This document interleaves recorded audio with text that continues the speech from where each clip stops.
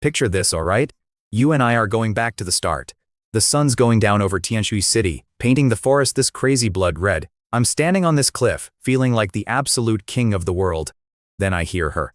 Brother Jiangqiu, you're here. It's Yaoer standing there in a yellow dress, smiling so sweet it could give you cavities. My heart does that stupid little backflip. I reach out, mess with her dark hair, and tell her, after today, that cold poison in your system is history. You're gonna be the superstar everyone talks about. She looks at me with those big watery eyes, asking if I'm serious. I pull her in, laughing. When do I ever lie to you? Man, I was so happy holding her. I'd paid a massive price to get us here, but right then, I figured every drop of blood was worth it. So look, I wasn't just some guy. I was the young master of the Chu family, a massive deal around Tianshui. Growing up, I was the undisputed golden boy. Hit the true key stage at 14, woke up an Earth grade mid-rank bloodline. The whole prefecture lost their minds. But then, bam, 3 years of zero progress. The whole town started treating me like a washed-up joke. But I didn't care. I'd just laugh it off, because I knew the math. 3 years of draining my own literal lifeblood to keep Yaoer alive.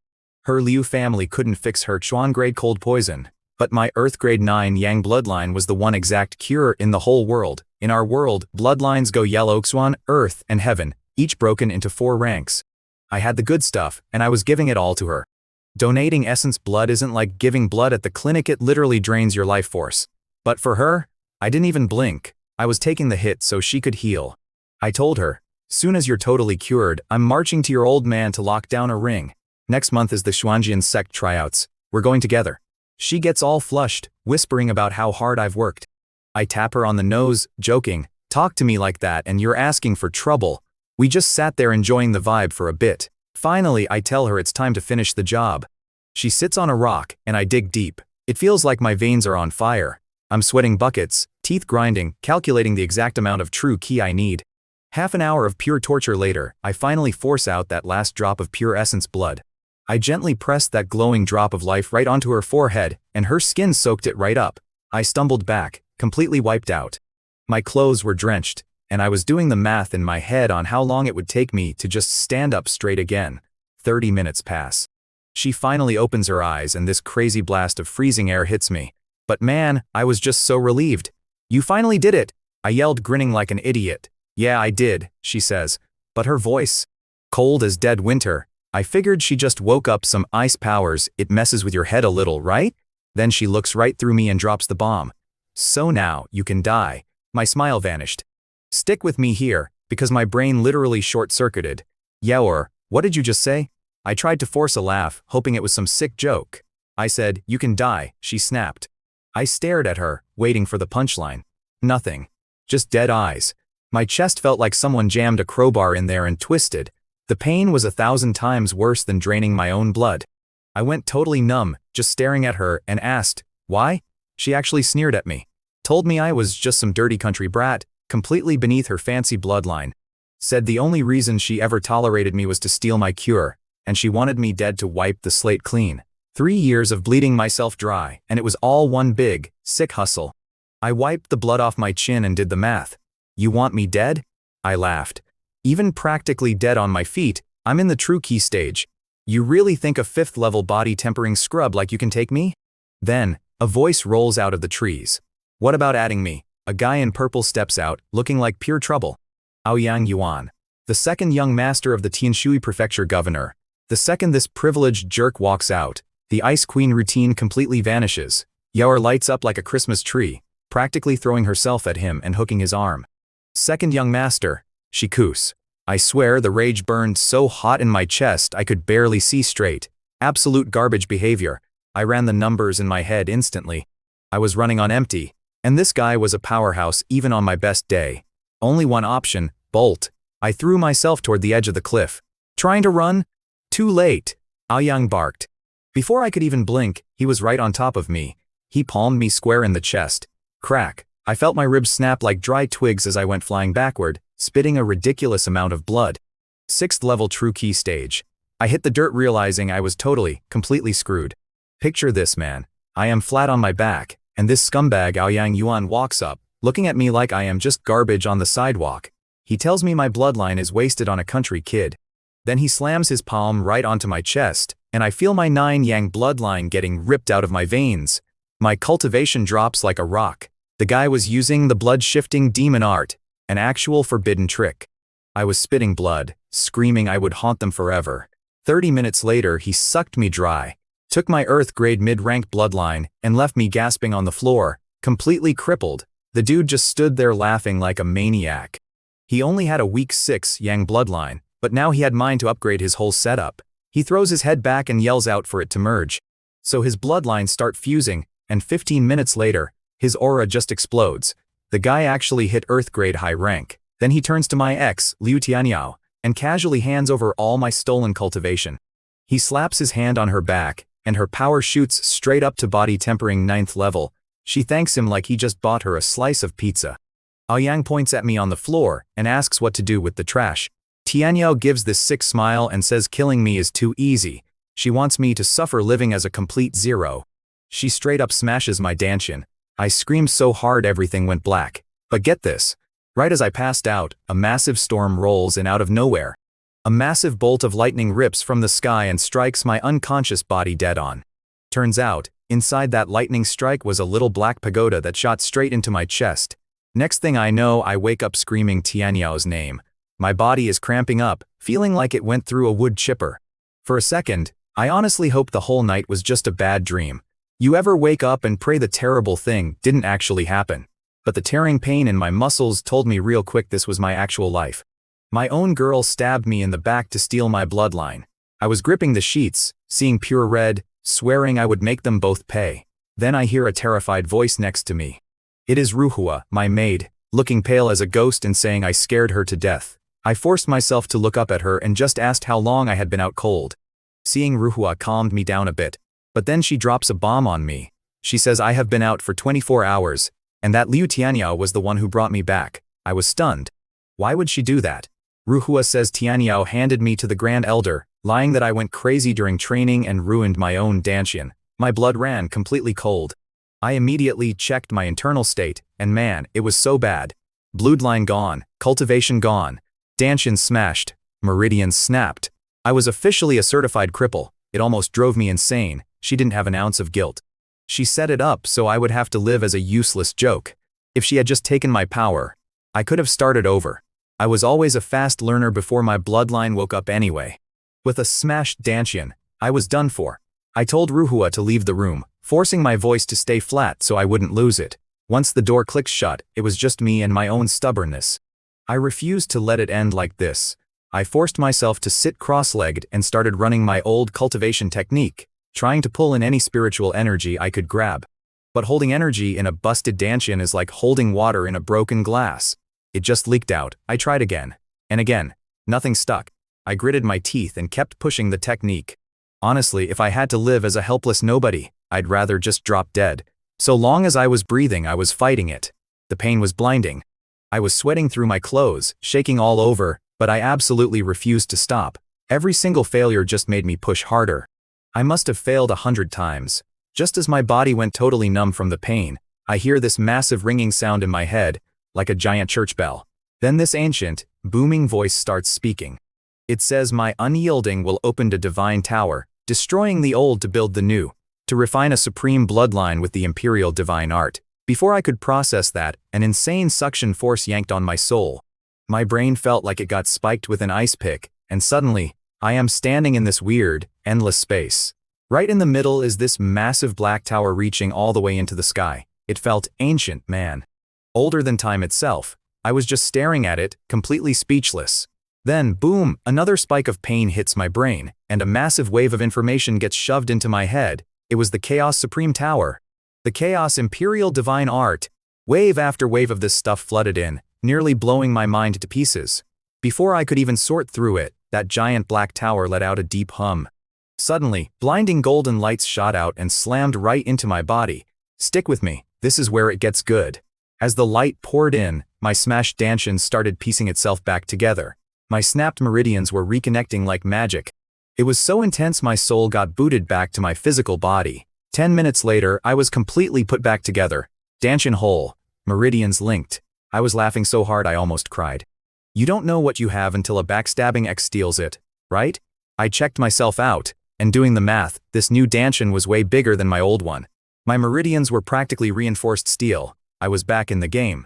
Look, you and I both know a normal guy would just pass out right there, right? But this was far from over.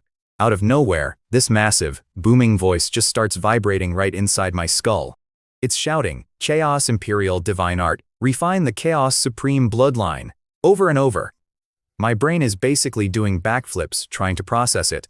Suddenly, these insanely complex cultivation techniques are just downloaded straight into my consciousness like a massive software update. A supreme bloodline. Are you kidding me? My heart is practically hammering its way out of my chest. This completely shattered everything I thought I knew about how the world actually worked. Let me break the math down for you really quick. Normally, bloodlines come in 4 flavors: yellow, profound, earth, and heaven. Earth is crazy rare in the Great Qian dynasty, and heaven might not even exist here. So supreme? Never even heard the word used like that. I started wondering if this was that mythical ancient immortal bloodline. The legends say guys who wake up with that kind of juice end up ruling continents. So I take a breath, calm my racing pulse, and just start following the instructions glowing in my head. Thankfully, I'm a pretty quick study, and having it basically hardwired into my brain beats reading dusty old manuals any day. As I get the energy moving, this absolutely terrifying power starts waking up deep inside my veins. I'm telling you, it felt like a giant prehistoric dragon opening its eyes in my chest, ready to completely level the city. About an hour goes by, and that crazy golden light finally absorbs into my skin. I open my eyes, flex my hands, and just feel this unreal, heavy power sitting quiet in my blood. The Chaos Imperial Divine Art actually worked. It ate up all that golden light, and boom, my cultivation is already back to the 3rd level of body tempering. Not bad for a dead guy, right? But before I can even process the wind bang, my bedroom door gets kicked wide open. In walks this 16-year-old punk named Chu He, acting like he owns the place. He looks down at me on the bed and smirks, saying he heard I went crazy and ruined my cultivation. So he came to see the freak show. I just stared at him, feeling my blood run cold. I knew this was coming. Ever since my old man left 3 years ago to find my mom, the Grand Elder's crew has been itching to steal the clan head spot. They were just too scared of my dad's shadow to try anything until now. See, even though I'd been stuck at the same level for 3 long years, I was still the top dog of the younger generation. The elders still backed me. But once word got out that I was officially a cripple, it was open season. The Grand Elder's faction was finally making their move. Chu He stood there, soaking up his own arrogance, telling me I wasn't the young master anymore and I had to pack my bags and get out of the main house. You could tell the guy was getting a massive kick out of trying to step on me. I just looked at this absolute clown, a total nobody from a branch family, who wouldn't normally even make eye contact with me, and I told him exactly one word: scram. I wasn't going to waste oxygen on a guy at the bottom of the food chain. His stupid smirk vanished. He actually lost his mind that a so-called cripple dared to talk back. He started yelling about how I don't understand reality, and how he was going to beat some sense into me. He comes at me, throwing this wild, vicious punch, fully expecting me to drop to the floor and start begging for mercy. Honestly, I didn't even bother trying to dodge. I just planted my feet, pulled my arm back, and met his fist right down the middle. Boom! The impact actually sent a shockwave through the room, and Chu He went stumbling backward, looking like he'd just seen a ghost. You could see the sheer panic wash over his face. The math wasn't adding up, and his tiny brain wasn't my Danshin supposed to be completely shattered.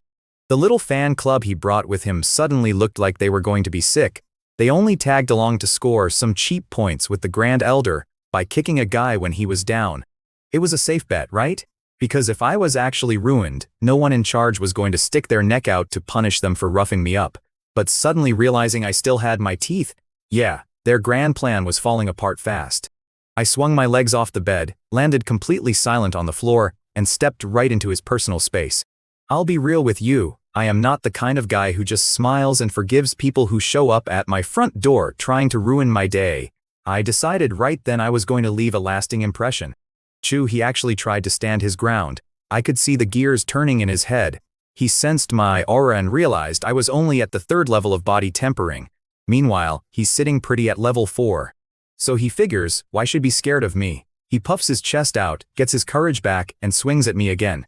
Big mistake. Bang, this time I didn't hold back. I sent him completely airborne. He slammed so hard into the far wall that he actually coughed up blood on the floorboards.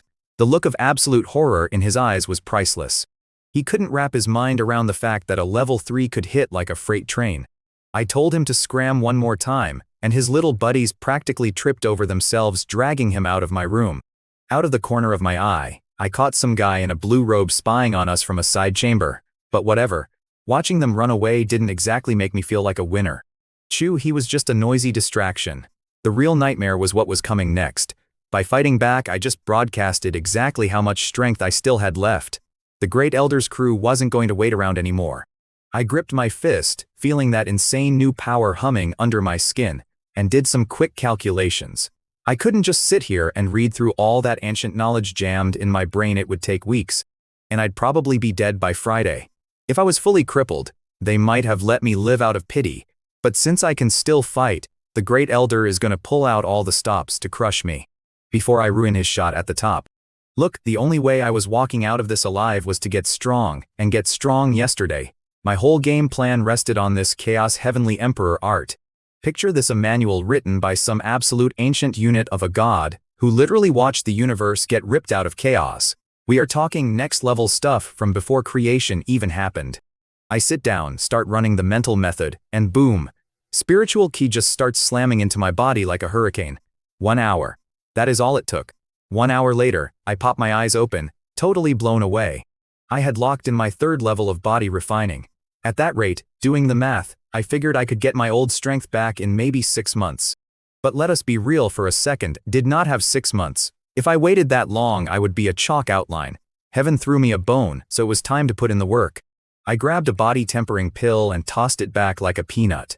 Now, usually, these things take a full day to process and 5 days to absorb, plus you can only take 3 a month before the impurities wreck your liver. But this new bloodline, absolute madness. The pill hit my stomach and evaporated in seconds. By the time it takes to smoke a cigarette or, burn a stick of incense, it was fully absorbed. The bloodline just vaporized all the junk. Realizing I could chain eat these things with 0 side effects, I grabbed a huge handful. Good thing I was born the young master of this family, because those pills cost serious paper. I started chewing them down, feeling this crazy rush of power lighting up my veins, but then the math stopped adding up. Going from level 3 to 4 usually takes 5 pills. I downed 15 and nothing. Not even a spark. My Danshin was acting like a black hole, just swallowing everything I threw at it. I was sweating now, but I gritted my teeth and kept popping them. 20, 30, 40. It took exactly 50 pills before I finally heard this massive crack inside me, breaking into the 4th level. I should have been thrilled, but my face was pale, and my hands were literally shaking. 50 pills. 50. That was my entire life savings gone in 10 minutes. I am sitting there doing the math on what the next level is going to cost, and I wanted to throw up. Even if I robbed my own family blind, I could not afford this habit. But man, the sheer power it gave me? I stood up, threw a straight punch at nothing, and the air literally exploded. The shock wave blew every piece of furniture in my room to splinters. I could definitely take out a 6th, or maybe even 7th level fighter now. I was just admiring my handiwork when my maid, Ruhua, walked in. Her eyes were all red, and her cheek was swollen up like a grapefruit, with 4 bruised finger marks stamped right across it. She tries to put on this brave little smile and hands me this tiny, cracked bottle of medicine. You gotta understand, Ruhua is tough as nails. She never complains, just takes the hits so I do not have to worry. She looks down at the floor, fighting back tears, and apologizes for only being able to afford the cheapest junk medicine on the market. She was trying so hard not to cry, but she was shaking. I took the bottle, ruffled her hair, and told her not to sweat it, that her young master was doing just fine. That was it, the dam broke. She buried her face in my chest and just bawled her eyes out. Holding her there, staring at that garbage medicine, I made a promise. Every single person who did this was going to pay. I wanted to go out there and start breaking jaws immediately, but I had to keep my head straight. I was still too weak for a street brawl with the heavy hitters, and getting myself killed would not help her. First rule of survival: you bide your time until you have the muscle to back up your mouth. I patted her shoulder, told her to lock the doors and stay out of sight, and headed out. She was panicking, begging me not to leave because of my injuries, but I just smiled and told her I was golden. I made a beeline straight for the pill pavilion. I needed more pills to keep leveling up. But the second my boots hit the floor in the lobby, some loudmouth starts mocking me. I did not even look at him, just kept walking. So get this, I'm just trying to walk through, and suddenly, oh, young Master Chu certainly puts on airs. Boom, this chick in purple blocks my path. Chu Jiaoyu. She's 16, cute enough if you ignore the absolute sneer glued to her face. I just look at her, deadpan, and go, what do you want? 3 years ago she followed me around like a lost puppy. But the second my cultivation tanked, total ghost. She laughs in my face, calling me a shattered Danshan cripple. Asks why I'm even at the pill pavilion, saying feeding pills to a stray dog would be a better investment.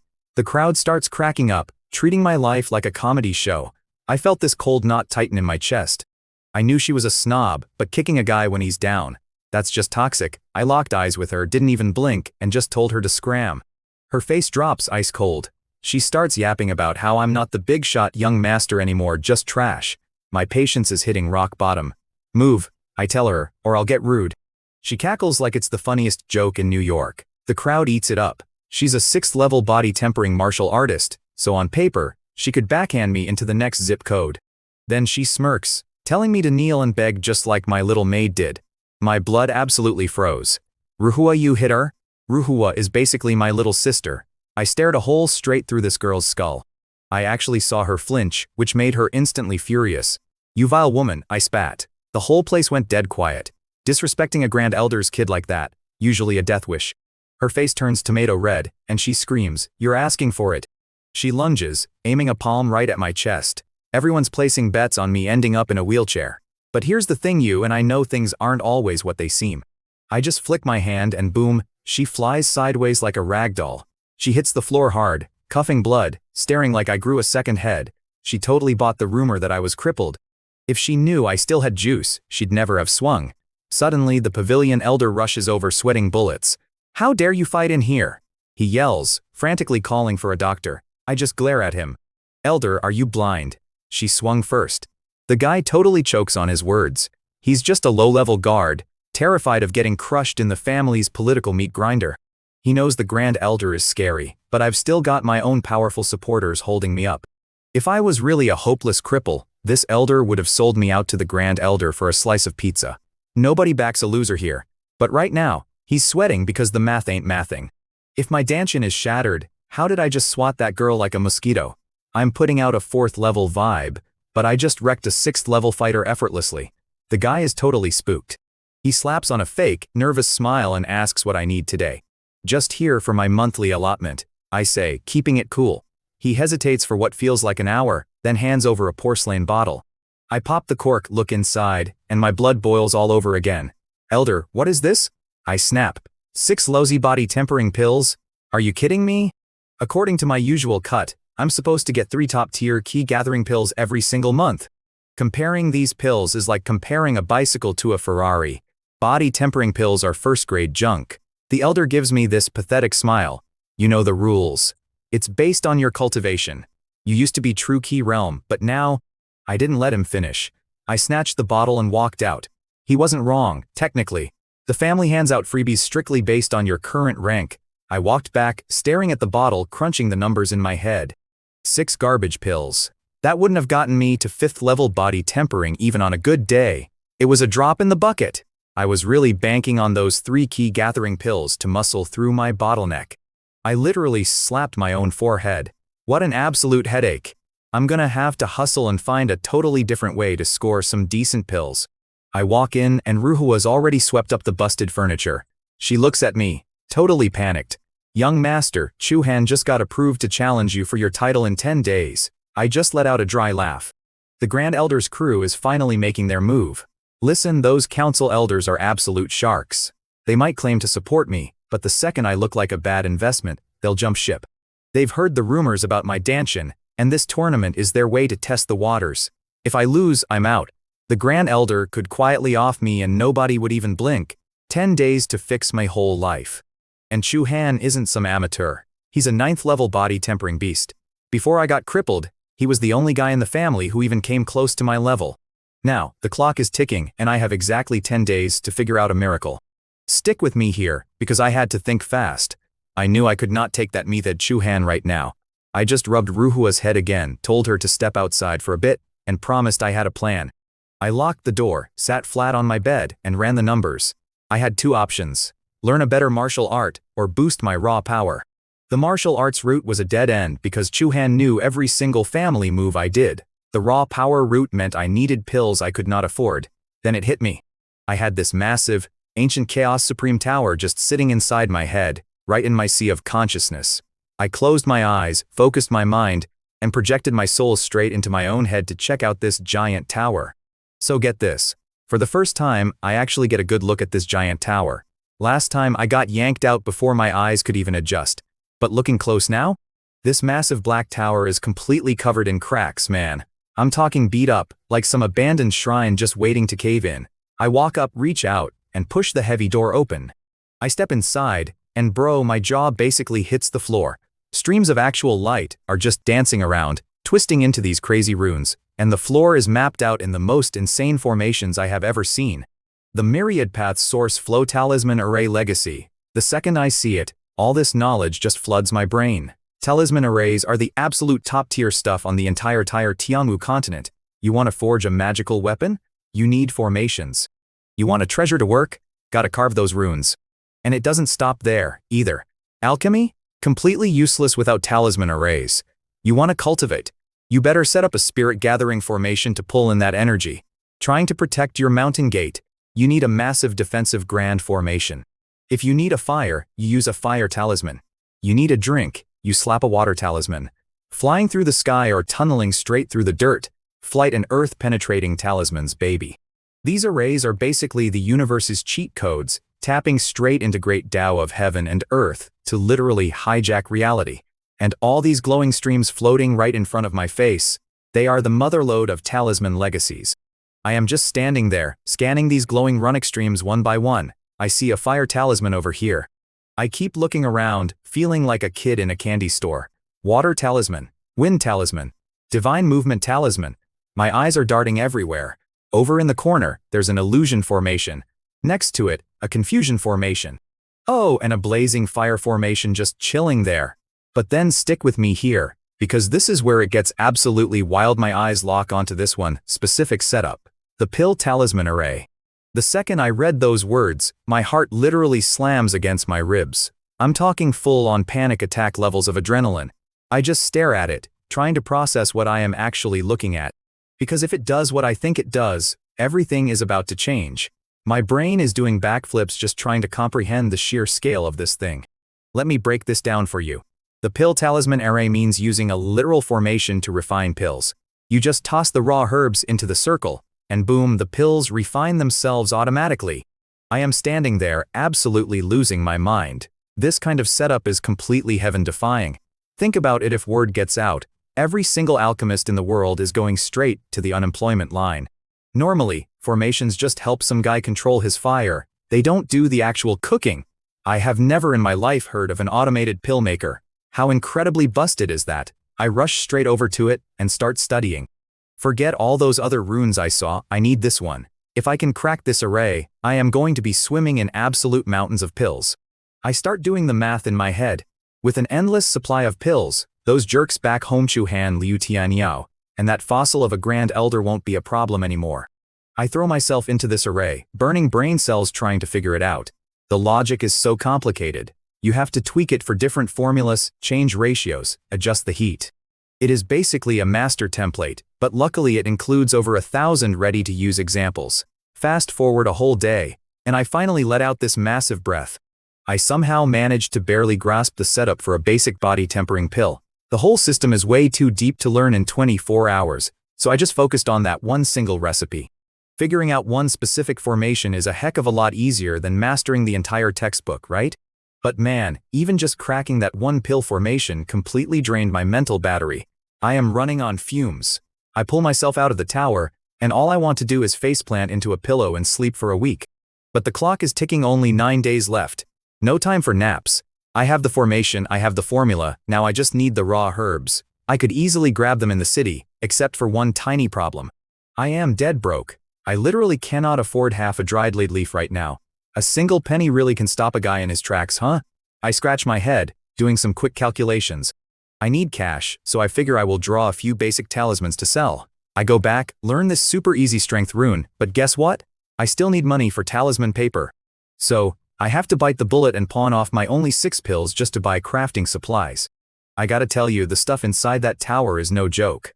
I ruin a few sheets of paper, but pretty soon, boom, my first talisman is done. Just a simple first-grade strength booster, good for doubling a guy's power for a bit. Next thing you know, I am standing in the trading company with a dozen of these bad boys, looking to rent a stall. Sure, I could sell them straight to the pavilion, but they take a massive cut, and I am dead broke. I need every single cent. These things sell like hotcakes anyway.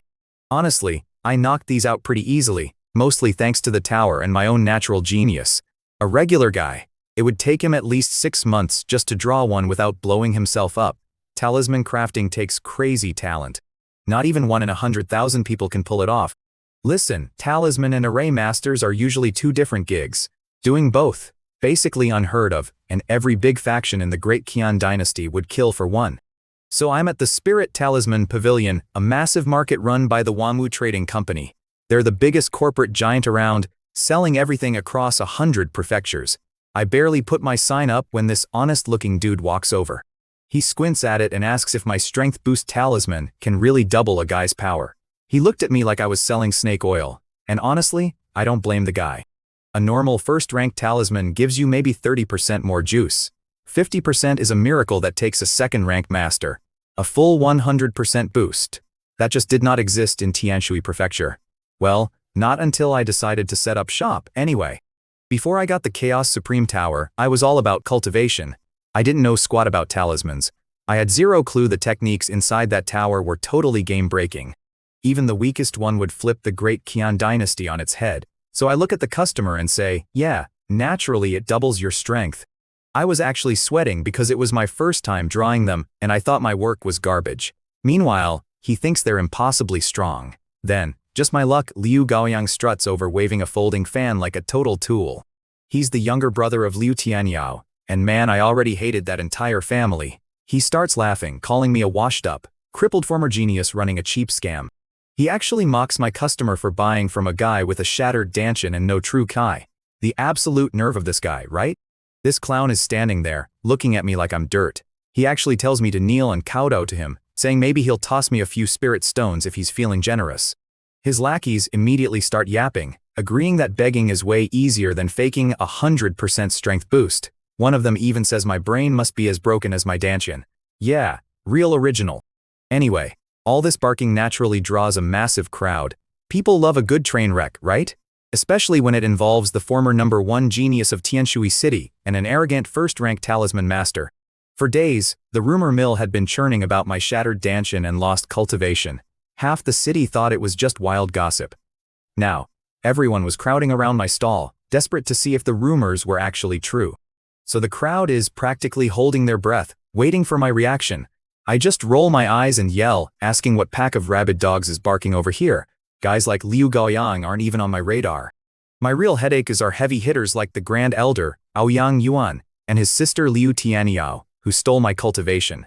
My time is way too precious to waste on this jumping clown. Honestly, if the Wanwu Trading Company didn't have a strict no-fighting policy, I would have slapped this idiot unconscious just to get some peace and quiet. But man, calling him a rabid dog. His fake laugh died in his throat like a choking goose. Being publicly insulted by a so-called cripple completely shattered his fragile little ego. He screams that I'm asking for death, flies into an absolute rage, and actually throws a punch right at my head. I couldn't help but laugh. I really don't know how someone this stupid managed to stay alive. I'd never dare throw the first punch here. The Wanshang Trading Company is an absolute behemoth. Next to them, our 4 great clans are a total joke, and they destroy anyone who breaks their rules. But since this idiot decided to strike first, all my reservations went right out the window. Time to collect some interest on the massive debt his sister owed me. I stepped in and threw a full power punch. Boom! I hit him with the mountain-splitting fist. It's a yellow-grade upper-rank martial art, but I've mastered it so well it hits like a supreme rank move. When I fought Chu Jiuyu earlier, I pulled my punches since we're in the same clan. But this guy... Oh, I wasn't holding back a single ounce of power. Against a Liu, showing mercy wasn't in my vocabulary. It's a blood feud.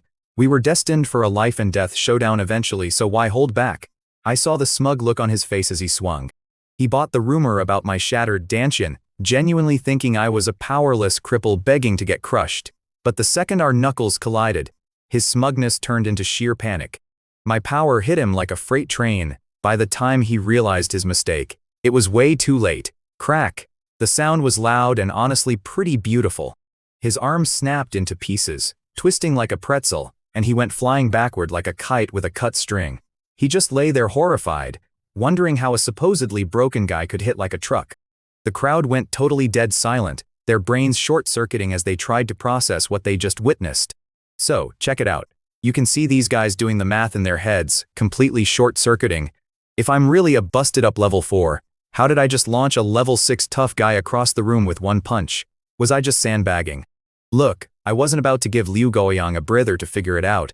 I closed the gap in a heartbeat, aiming a nasty right hook straight at his chest. If that landed, he was eating through a straw for life. His goons? Total statues. Even if they had half a brain, they wouldn't step to me. I used to be the top prodigy in Tianshui City, man. But right as I'm about to finish the job, somebody screams, "Stop!" This blur of a guy comes flying at me, throwing a palm strike with enough juice to take my head clean off. I could feel the terrifying heat radiating off it before it even got close. I ain't stupid, alright?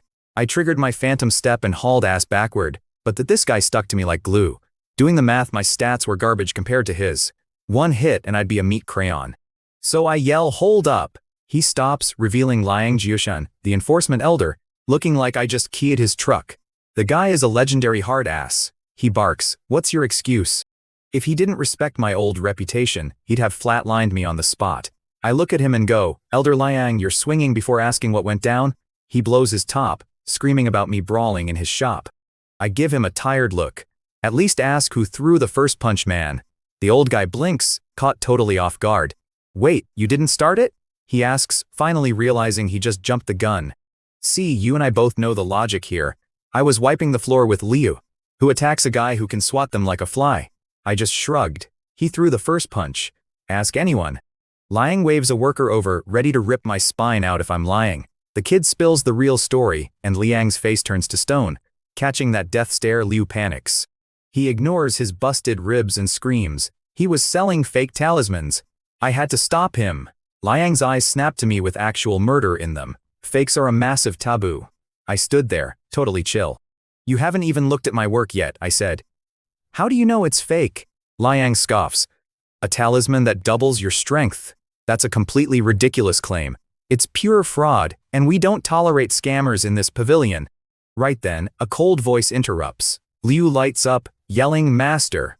It's Chang, Liu's teacher, who sprinted over terrified Liang would turn his student to pulp.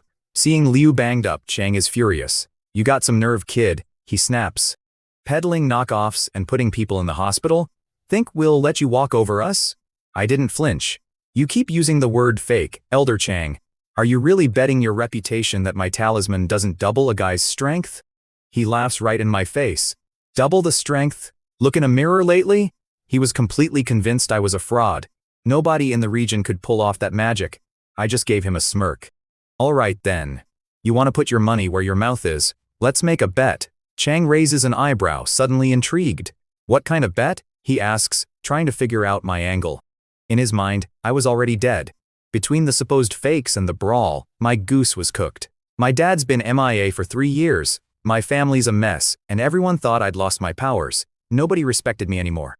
I lay out the terms. "If my talisman doesn't work, do whatever you want to me. But if it does, you owe me 300 body tempering pills. Deal?" I knew doubling strength was a piece of cake. The crowd gasped. 300 pills is an absolute bank-breaking payout. Chang just waves it off. "If it actually works, I'll give you 500. He scoffs, assuming he's making promises to a dead man. I couldn't help but grin. "Perfect. It's a deal." Seriously, it was like being dead tired and a guy hands you a pillow. I desperately needed a mountain of those exact pills, and this absolute clown was serving them up on a silver platter. So this guy Liang Jiushan doesn't even try to back out of our bet. He just stares, waiting to see if I am full of it. If I actually pull off a talisman with a full double boost, it is going to turn this whole city upside down. I can see it in his eyes. He thinks it is impossible. Even his big shot boss could not pull that off on his best day. See, a talisman's juice comes down to 2 things, its grade and its core. The grade sets the weight class. First grade is for lower level guys, second grade for heavy hitters. But the core? That is the actual horsepower. Cores range from low to top tier. To get a top tier core, you need perfect technique or incredibly advanced runes. Since my crafting skills are brand new, I am banking entirely on those ancient runes from the tower. If my math holds up, I am about to blow this guy's mind. Look, talisman crafting is basically high-stakes cooking. You can have a master chef, but if their base ingredients the runes are garbage, the meal is garbage. A high rank just means you can handle the heat, not that your core grade is naturally better. Good runes are heavily guarded secrets. Anyway, I grab my talisman and follow this jerk, Chang Gaochen, down to the testing device on the first floor. Man, the whole pavilion is packed tighter than a subway car at rush hour. Word of our bet had spread like wildfire. Everyone is staring, waiting for me to choke. Chang gives me this cold, arrogant sneer, thinking I am about to crash and burn. I just gave him a little smirk, pulled out my strength-boosting talisman, and tossed it right into the machine while the crowd laughed. The machine lights up like a pinball table. Talisman name, strength-boosting talisman. Grade, first grade, core, high grade. Effect, amplifies strength by 1-fold. That is a straight 100% power double. The whole room goes absolutely dead silent. You could hear a pin drop. These guys are just standing there with their jaws unhinged. Chang is staring at the glowing golden text like it just insulted his mother. Then there is Liu Gaoyang. He completely loses his mind. He is muttering about how it is impossible, how I am just some helpless cripple whose dancing got shattered. He starts screaming and pointing at me like a total maniac, yelling that I must have rigged it or the machine is busted. Like, sure buddy, the ancient testing device just happened to break today purely for my benefit. Chang absolutely loses it from the embarrassment and just backhands Liu across the face. He hits him so hard I literally see teeth and blood go flying before Liu passes out cold. I mean, Liu just cost Chang 500 body tempering pills and made him look like a total clown. Plus, you do not question the pavilion's machine unless you have a death wish. Then there is Liang Jiushen. His attitude completely flips. Before, he wanted my head for fighting, but now he realizes my high-grade core means I have serious potential. His permanently angry face melts into this huge, unnatural smile. He actually asks me if I want to join the Spirit Talisman Pavilion. Man, I was completely caught off guard by that. I literally just came here to sling some talismans, make a quick buck, and buy my own pills. I never planned on joining up with them. Suddenly a huge booming voice rings out, offering me massive discounts on materials and zero restrictions on my schedule. Everyone turns, and it is Yang Zhenhai, the pavilion master himself. They all immediately bow. I had never seen the guy. He is basically a ghost around here. But his offer? The math was easy. Cheap materials, total freedom, and a massive shield. With the pavilion backing me, the Liu family would not dare pull their usual shady garbage. The pavilion is part of the Talisman Array Alliance, which is just a loose networking group anyway, not some strict cult. So, obviously, I said yes on the spot. Yang let out this booming belly laugh, looking totally thrilled. Guess he was pretty pumped to see what a guy with my skills could pull off next. If I made it big, it would make Yang look like a genius to the snobs in the capital. Anyway, Yang yells for me to catch and tosses a token right at me. I grab it and just stare, totally stunned. The front has the Talisman Array Alliance emblem, and the back has a single rune. That means first-rank Talisman Master. Usually, getting one of these involves an insane amount of red tape and brutal testing. It is the only way to get real respect out there. I looked up at Yang, totally confused why he was handing me the keys to the kingdom without an exam. He just starts laughing again. He tells me I already made a talisman with an upper-grade core. He joked that since even he could not pull that off right now, making me take a test would basically mean he did not deserve his own badge. Honestly, you have to respect a guy who can admit that. So Yang hands me the token, and I slide it into my pocket feeling like $1,000,000. Then I pivot right to Chang and give him my best customer service smile. Hey Elder Chang, about those 500 body tempering pills you owe me? You should have seen the guy's face turn ghost white. Yang actually backs me up, laughing and telling Chang a bet is a bet. Chang is sweating bullets, practically choking on his own pride. Remember, I only asked for 300 originally, but this absolute genius had to run his mouth and bump it to 5. He forks over the bag, his hands actually shaking, and immediately scoops up his beat-up disciple, Liu, and books it out the door. Just totally hauls out of there before Liang can start asking questions about Liu's earlier garbage behavior. Now, you and I both know I didn't see this next part myself, but word gets around fast. While I was cashing out, Liu was back at his family compound, wrapped in bandages like a cheap mummy, literally crying to his sister Tianyao. His dad was sitting there fuming. Tianyao was just frozen. See, she was the one who shattered my dancing and stole my cultivation. She thought I was permanently crippled. Now her brother comes crying that the guy she supposedly ruined just beat the absolute brakes off him. Plus, I somehow turned into a talisman master whipping up top-grade stuff nobody in the county could make. According to the rumors, she was completely bugging out, trying to figure out how a 4th level nobody like me pulled it off and walked away smiling. Of course, Tianyao convinced herself I was just a bug she could squash later. She decided to ignore me and focus on breaking through to the true key realm for the big Xuanjian sect tryouts. Whatever, let her dream. Meanwhile, I was back in my room, tossing back body tempering pills like they were cheap candy. The second they hit my stomach, my new bloodline tore into them. I hit the 100th pill, and boom, my energy explodes. 5th level of body tempering. Sweet, right? Wrong. I look inward at my new dantian and my jaw hits the floor. A normal guy at this level has a dantian about 30 feet across. Mine, try 10 freaking miles. 10 miles. Do you have any idea how much energy it takes to fill a space that big? I wanted to punch a hole in the wall. Here is how the math works, and it is honestly depressing. Before the 5th level, your true ki just stretches the dantian out. Once you hit level 5, the stretching stops, and you just have to fill the tank up to reach level 6. For any regular guy on the street, this is the easiest part of the whole process. For me, it was a financial nightmare. A 10-mile tank. I stared at that bag of pills Chang gave me, grabbed the whole thing, and just dumped it down my throat. I am not even kidding. An hour later, I am sitting there with bloodshot eyes, staring at an empty bag. 500 pills. Gone. Poof. Less than a day ago I thought I was the richest guy in town, and now I was completely flat broke again. Absolute garbage luck. The good news. Those 400 extra pills actually filled the massive void, pushing me into the 6th level. Now the true key could finally flow to my meridians. With only 5 days left before the clan competition, I closed my eyes and pushed the energy to open one single meridian. I almost lost my mind. That single move drained the entire 10-mile tank. Empty again. Sure, it refills faster the second time, but it still takes days, and time was the one thing I lacked. This ridiculous cultivation method was forcing me to become a full-time hustler just to afford my own upgrades.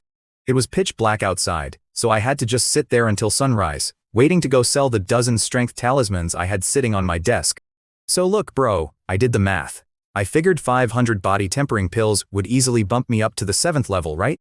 With this crazy chaos heavenly emperor art I am running, hitting level 7 means I wouldn't have to sweat Chuhan at all. I would be practically invincible. But guess what?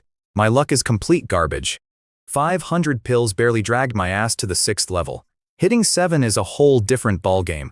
You have to open at least 4 of your 20 meridians just to get your true ki circulating. I am sitting there on my bed, sucking in spiritual ki so fast it is whipping up a literal storm in the room. Any normal guy would burst, but my dantian is so ridiculously massive now that it is going to take me 2 or 3 straight days just to fill the tank. I am watching my true ki slowly tick up, and I honestly want to cry. Having a heaven-defying power sounds great until you realize how much juice it chugs. Anyway, right as I am zoning in, I hear it. The absolute faintest scrape out in the yard.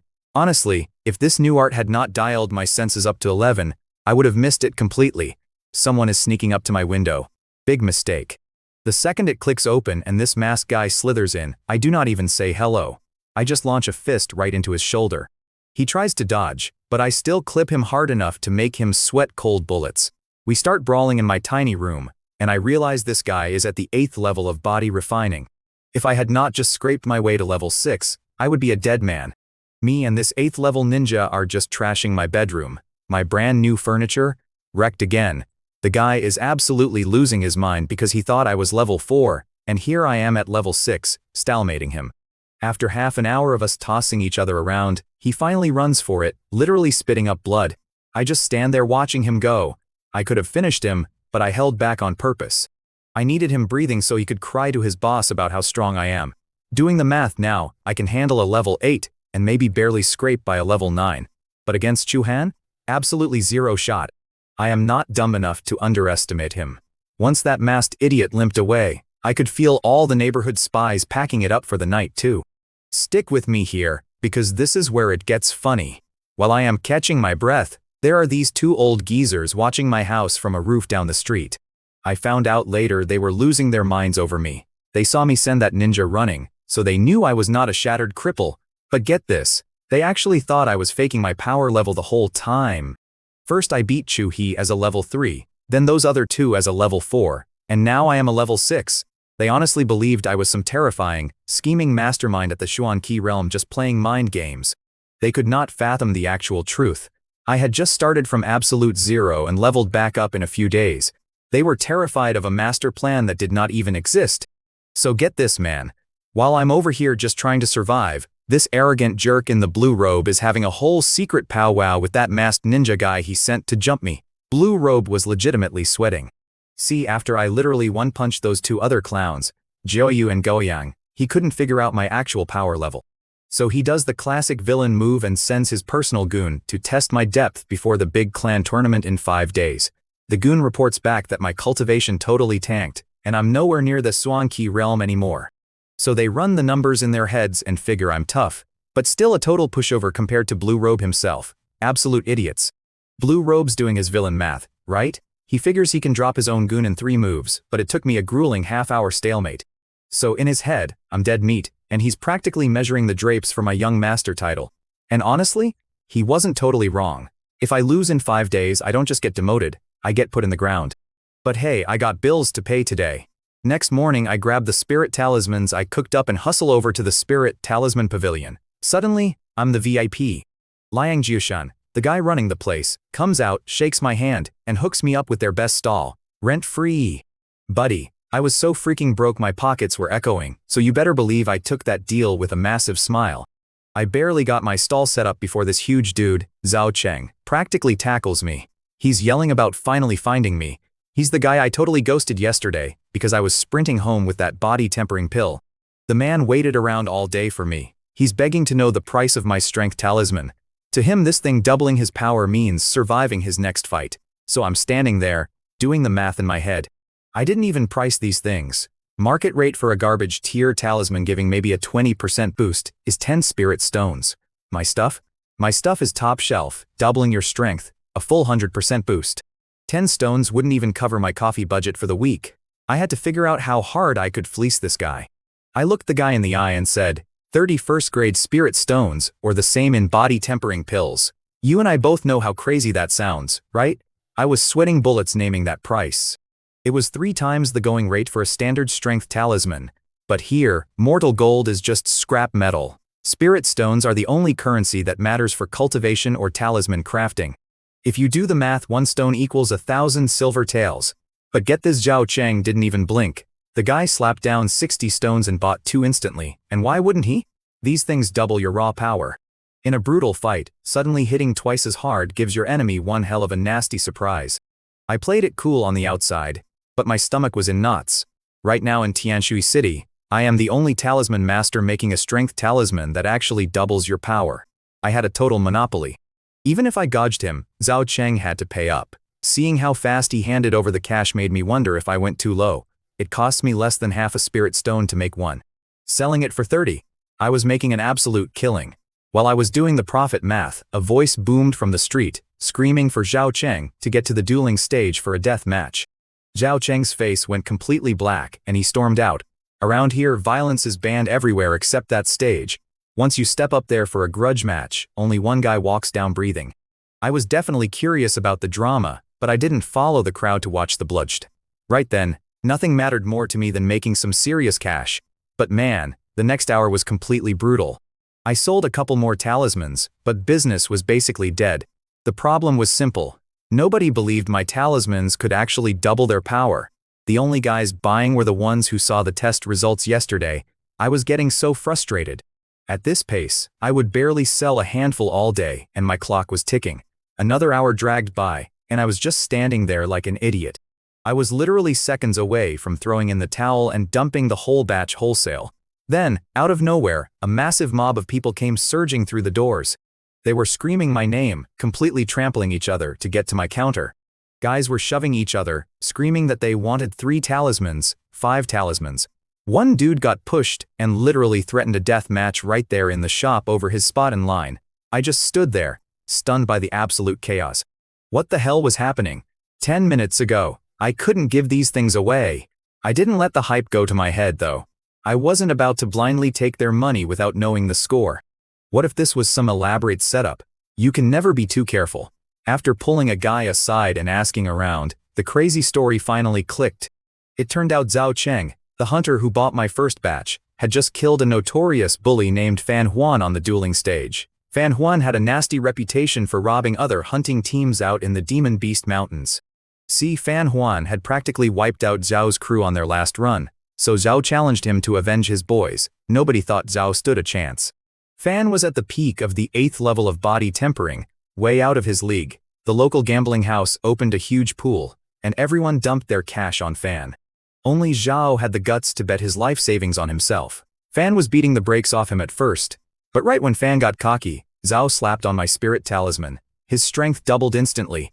Bam!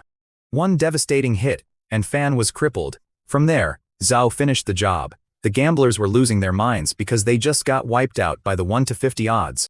Zhao walked away insanely rich, and now every guy in town wanted to know how he suddenly got so freaking strong. Once people figured out my talismans were the secret, they lost it. Most talismans only boost your strength by 20 or 30%. In a death match, that tiny bump isn't saving you, but doubling your raw power. That completely flips the script. When I heard about those 1 to 50 betting odds, I swear I saw red. Are you kidding me?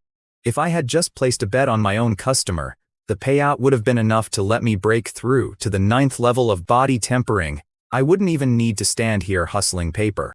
I tried to brush it off, telling myself it would have been a blind gamble anyway. It didn't matter though, because my entire stash of a dozen talismans sold out in 5 seconds flat. The guys who missed out were literally stomping the floor and cursing, wishing they had run just a little bit faster. Suddenly, it's a madhouse. Guys are screaming that they'll pay double, triple, and quadruple. It's like Wall Street on the trading floor, man. To these guys, my baseline price was a total steal, so bidding it up was nothing. I'm just standing there, happily stuffing my pockets with spirit stones. In like 10 minutes, I hauled in over 400 of them. Let's do the math here. 400 stones equals 400 body tempering pills, which is exactly what I need to blast open another meridian. I'm thinking to myself that this talisman racket is an absolute goldmine. I had to play it cool though. I give them the old fake cuff. I told them to relax, I had plenty of inventory, and they should go home, break their piggy banks, and come back tomorrow with cash. So I pack up my stall, lugging this massive sack of spirit stones on my back like some kind of heavily armed Santa Claus. I still had to swap this cash for talisman materials and body tempering pills. People heard I had strength amplification talismans left, and they lost their minds, sprinting home to grab their money. You can never have too many things that keep you from getting killed, right? I bought enough stuff for 100 talismans and over 300 pills, locked myself in my room and went to town. Failure rate? Come on, man. That does not exist in my world. Regular masters take forever and fail constantly. But thanks to my Myriad Origins Source Flow Talisman Array Inheritance, apart from a few messy tries on day 1, I literally never miss. Look, the more of these things I cranked out, the faster my hands moved. But right around talisman number 50, I stopped cold. My technique was getting a little too good. Every single strength amplification talisman I was making suddenly hit the supreme grade. Doing the math in my head, these were not just doubling a guy's strength anymore, we are talking 3 or 4 times the power. Now, double strength is already crazy enough. If I roll up with quadruple strength, I am practically begging to get murdered in an alley for my secrets. History is packed with lucky guys who flew too close to the sun and got their inheritances snatched. So I quietly stashed the super-powered ones under my mattress, dumbed down my technique on purpose, and cranked out the last 50 at a normal, upper-grade level. You and I both know how hype works, right? Well, my speed was making the so-called Talisman King of the Great Qian Dynasty look like an amateur. I stroll up to the Spirit Talisman Pavilion with 50 upper-grade talismans, and the place is an absolute zoo.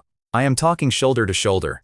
Turns out, news of Zhao Cheng wiping the floor with Fan Huan went viral across Tianshui City. Everybody knew I had talismans that doubled your strength for just 30 spirit stones. 30! That is a total steal when you consider a crappy mid-grade one used to run you 40. I am practically running a charity. Honestly, my jaw hit the floor when I saw the mob. 50 talismans was not going to cut it. Guys are screaming at me, throwing cash, begging for 5 or 10 at a time. Absolute chaos. Then some guy yells that he wants 20 of them, and all hell breaks loose. People are shoving, swearing, threatening to kill each other on the dueling stage right then and there. I haven't even put my bag down yet. Poor Liang Jiushen has to physically wade into the mosh pit to break up the fights. I could practically see the migraine throbbing in the guy's forehead, completely blaming me. Meanwhile, up on the second floor balcony, Yang Zhenhai is sitting back with this massive grin on his face. My little riot was the best marketing his pavilion ever had. But here is the kicker. Standing right next to him is this absolute knockout of a girl in a green robe, skin like literal snow. She looks down at the absolute war zone happening in the lobby, tilts her head, and asks what the big deal is. Old man Yang is up there beaming like a proud dad, telling her I am selling upper-grade strength talismans that double your physical power. Now, this gets the green-robed girl's attention. Even in the fancy imperial capital, guys who can craft upper-grade stuff are incredibly rare. She cannot believe some kid in a backwater county is pulling this off, so she asks for my backstory. Yang hits her with the dramatic title the young master of the Chu family, former #1 genius of Tianshui. While they are doing my PR, I am down in the trenches getting my eardrums blown out. My scalp is tingling from the stress. I am shouting at everyone to form a line, but they are acting like wild animals. Finally, Liang Jiushan just snaps and physically body slams 2 guys to the floor. Those 50 talismans evaporated in about 2 seconds flat. The guys who missed out looked like I had just run over their dogs, begging to know when I would have more. I am just standing there casually stuffing 1,500 spirit stones into my pockets, trying not to smile. Doing the math in my head, I realize I could probably hike the price up next time. But whatever, this cash was exactly what I needed to buy enough pills to hit the body-tempering 7th realm. Why waste my time cooking pills myself, when I can just throw money at the problem now?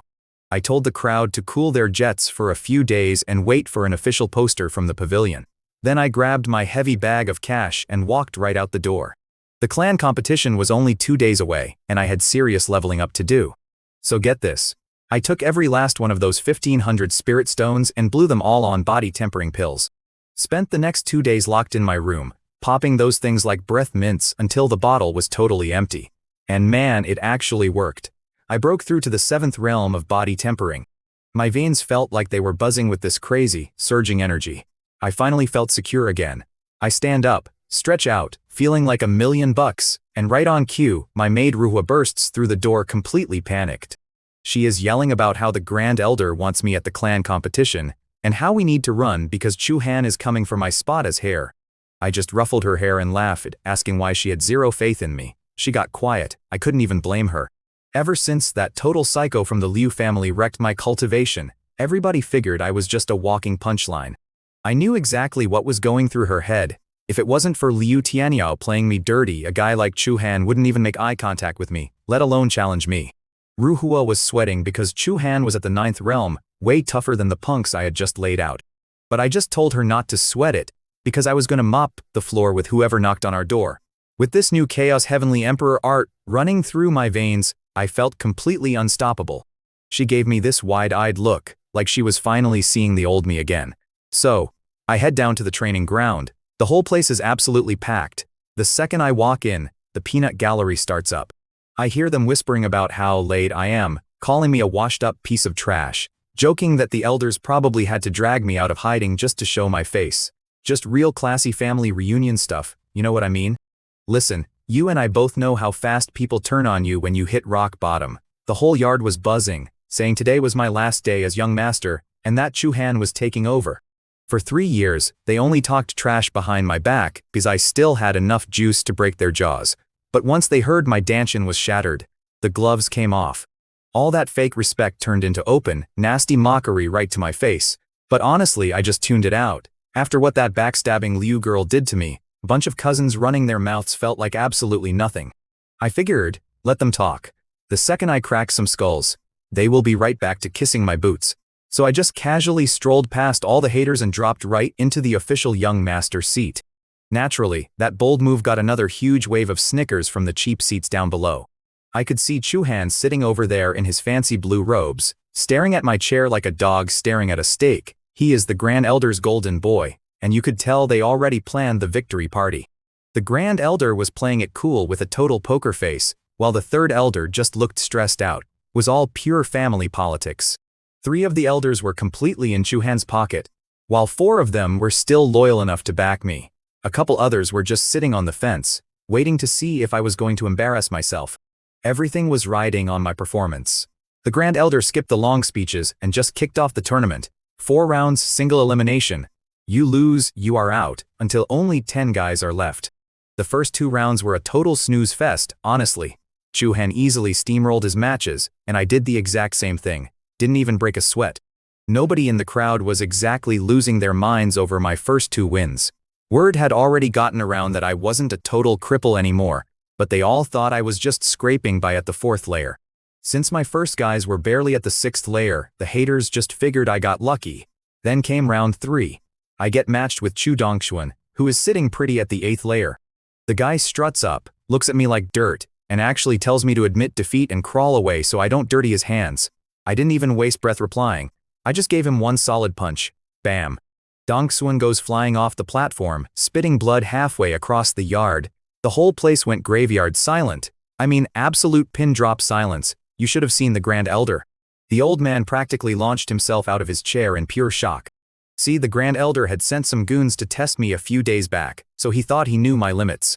He figured I could maybe squeak by an 8th layer guy, but had absolutely zero chance against his precious Chu-Han. When I dropped Dongxuan with a single hit, it threw all his careful math right out the window. Chu-Han finally wiped that smug look off his face. As for Dongxuan, he realized what just happened and literally ran away out of pure shame. I casually walked back to my seat, and this time, nobody made a single sound. Suddenly, me sitting in the big chair wasn't a joke anymore. Then we hit the 4th round to lock in the top 10. Every guy left was at least an 8th layer. They definitely weren't underestimating me anymore, but it honestly didn't matter. Any 8th layer guy who stepped up, 1 punch goodnight. The 9th layer guys, I had them kissing dirt in under 10 moves. So get this. Turns out Chu-Han was playing the exact same game I was. The guy had been hiding his true power level the whole time, and honestly his combat skills were no joke. Up in the VIP seats, those 10 elders were leaning over the railing. You could see the math happening in their heads. Most of them had dropped their shady political schemes because, let us be real, keeping 2 absolute tanks alive is good for the family business. They figured they couldn't face the ancestors if I got wiped out in some petty turf war. Anyway, the 4th round wraps up, and it is just me and Chu-Han left standing. The crowd is absolutely buzzing. Then this guy stands up, gives the old men a perfect little Boy Scout bow, and yells out that he wants to challenge me for the Young Master title. Picture this with me, alright? The crowd goes dead silent, then totally erupts. Everyone knew this challenge was coming, but seeing it happen, pure electric tension. The Grand Elder just says, approved. His voice is deadpan, but I know this guy. Inside, he is doing backflips because his massive scheme to take over is finally happening. Chu-Han jumps onto the stage, robes blowing in the wind like a shampoo commercial. He tells me if I quit now, I can keep my dignity. I just tell him he talks way too much and real bosses do not run their mouths. Well, that did it. His face turns green with rage. He lunges at me, throwing a massive punch. Absolutely convinced that because my cultivation is only at the 7th level of body tempering, he will fold me like a cheap lawn chair. So what do? I do not dodge. I do not even blink. I just plant my feet and swing my fist right back at him to meet him head on. Boom! Our knuckles smash together, and the shockwave literally kicks up a massive wall of dust in all directions. We both skid backward a single step. Evenly matched. My arm is stinging, but my math was right on the money. The crowd below us absolutely loses its mind. Their eyes are bugging out of their heads. You can hear them yelling, asking if this is even real. They thought Chu-Han was going to absolutely wipe the floor with me. One guy is screaming about how I fought him to a dead standstill. Another dude is trying to calculate how fast I would have crushed him if I were actually at the same cultivation level, instead of stuck down at the 7th. Chu-Han is not taking this well. He fires off 2 more quick punches, but I swat them away like mosquitoes. The look on his face, priceless. He realizes my true ki is just as deep as his, which breaks his entire worldview. He knows if I ever hit the 9th level, he would not survive a single slap from me. So naturally, his brain goes straight to murder. The guy flickers, closing the gap again, but this time he is not holding anything back. Boom, boom, boom. We are just crashing into each other across the stage, fists and palms colliding, sending off these wild pressure waves. Then he jumps 10 feet in the air and comes stomping down at my head. I sidestep, and his foot slams into the solid stone floor. Crack. Spiderweb fractures shoot out everywhere. The classic 1000 Jun leg. Down in the cheap seats, people are screaming because they recognize the move. It is a high-grade yellow rank technique, the kind that is supposed to shatter boulders if you get it right. But I am not about to just be a punching bag. We go at it, trading blow for blow. Boom. We clash so hard this time that we both stagger backward more than a zhang. Our boots pulverizing the green stones under us with every step.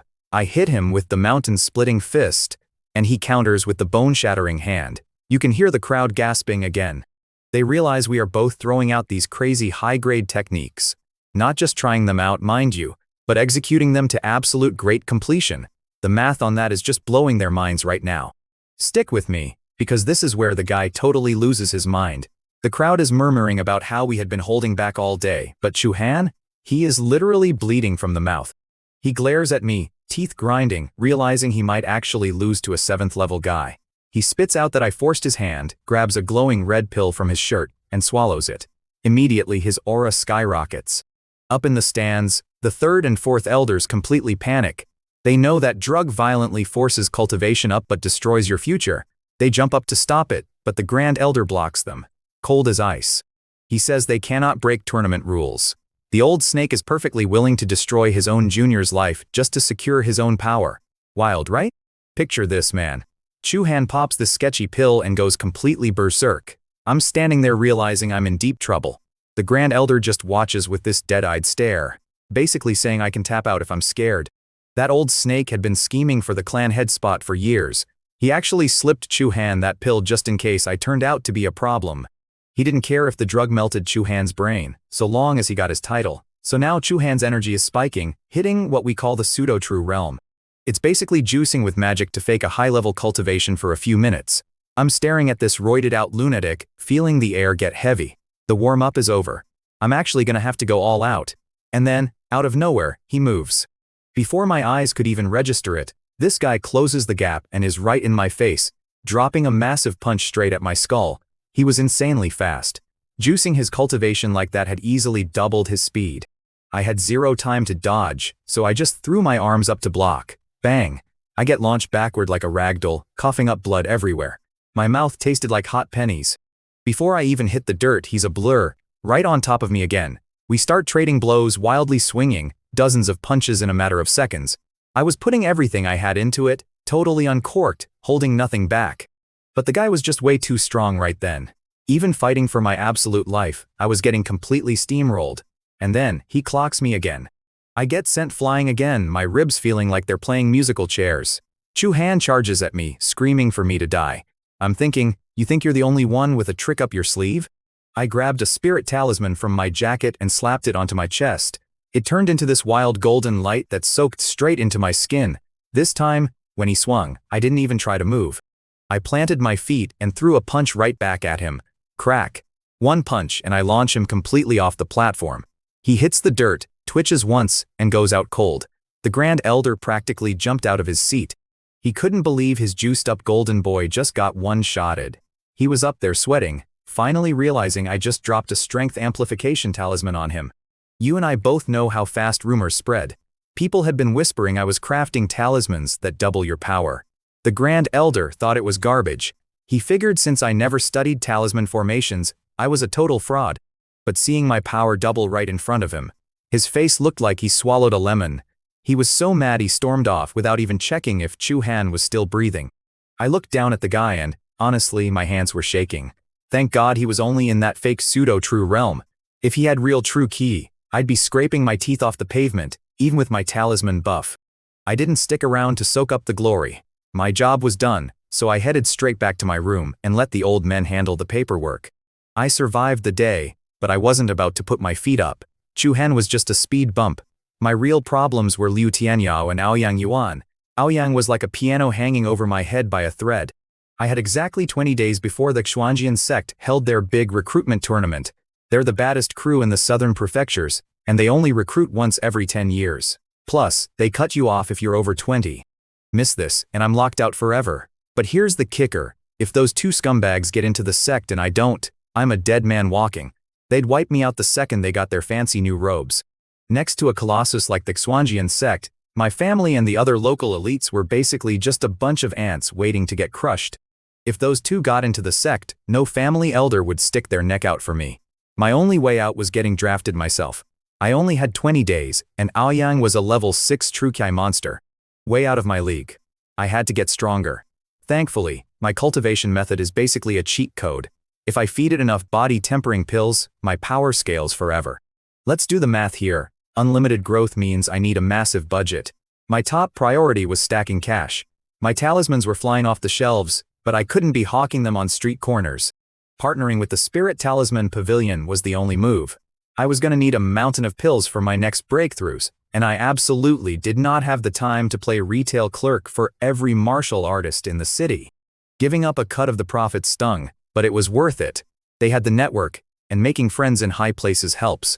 I made a fresh batch of talismans and headed over. The second I walked in, Elder Liang rushed out to greet me. The guy is usually a total block of ice, but with me, he's all smiles. My work made his shop the hottest spot in town. I asked if the boss was around. Liang hesitated. Usually he'd walk me right into the back, but he muttered about a VIP guest they couldn't offend. Right then, a steward pops out and says the boss actually wants to see me. I followed him to a private room on the second floor. Walking in, I found the boss sitting with this gorgeous girl in a green robe, plus some older guy looking completely deadpan. I walked in, saw the fancy guests, and immediately tried to bail.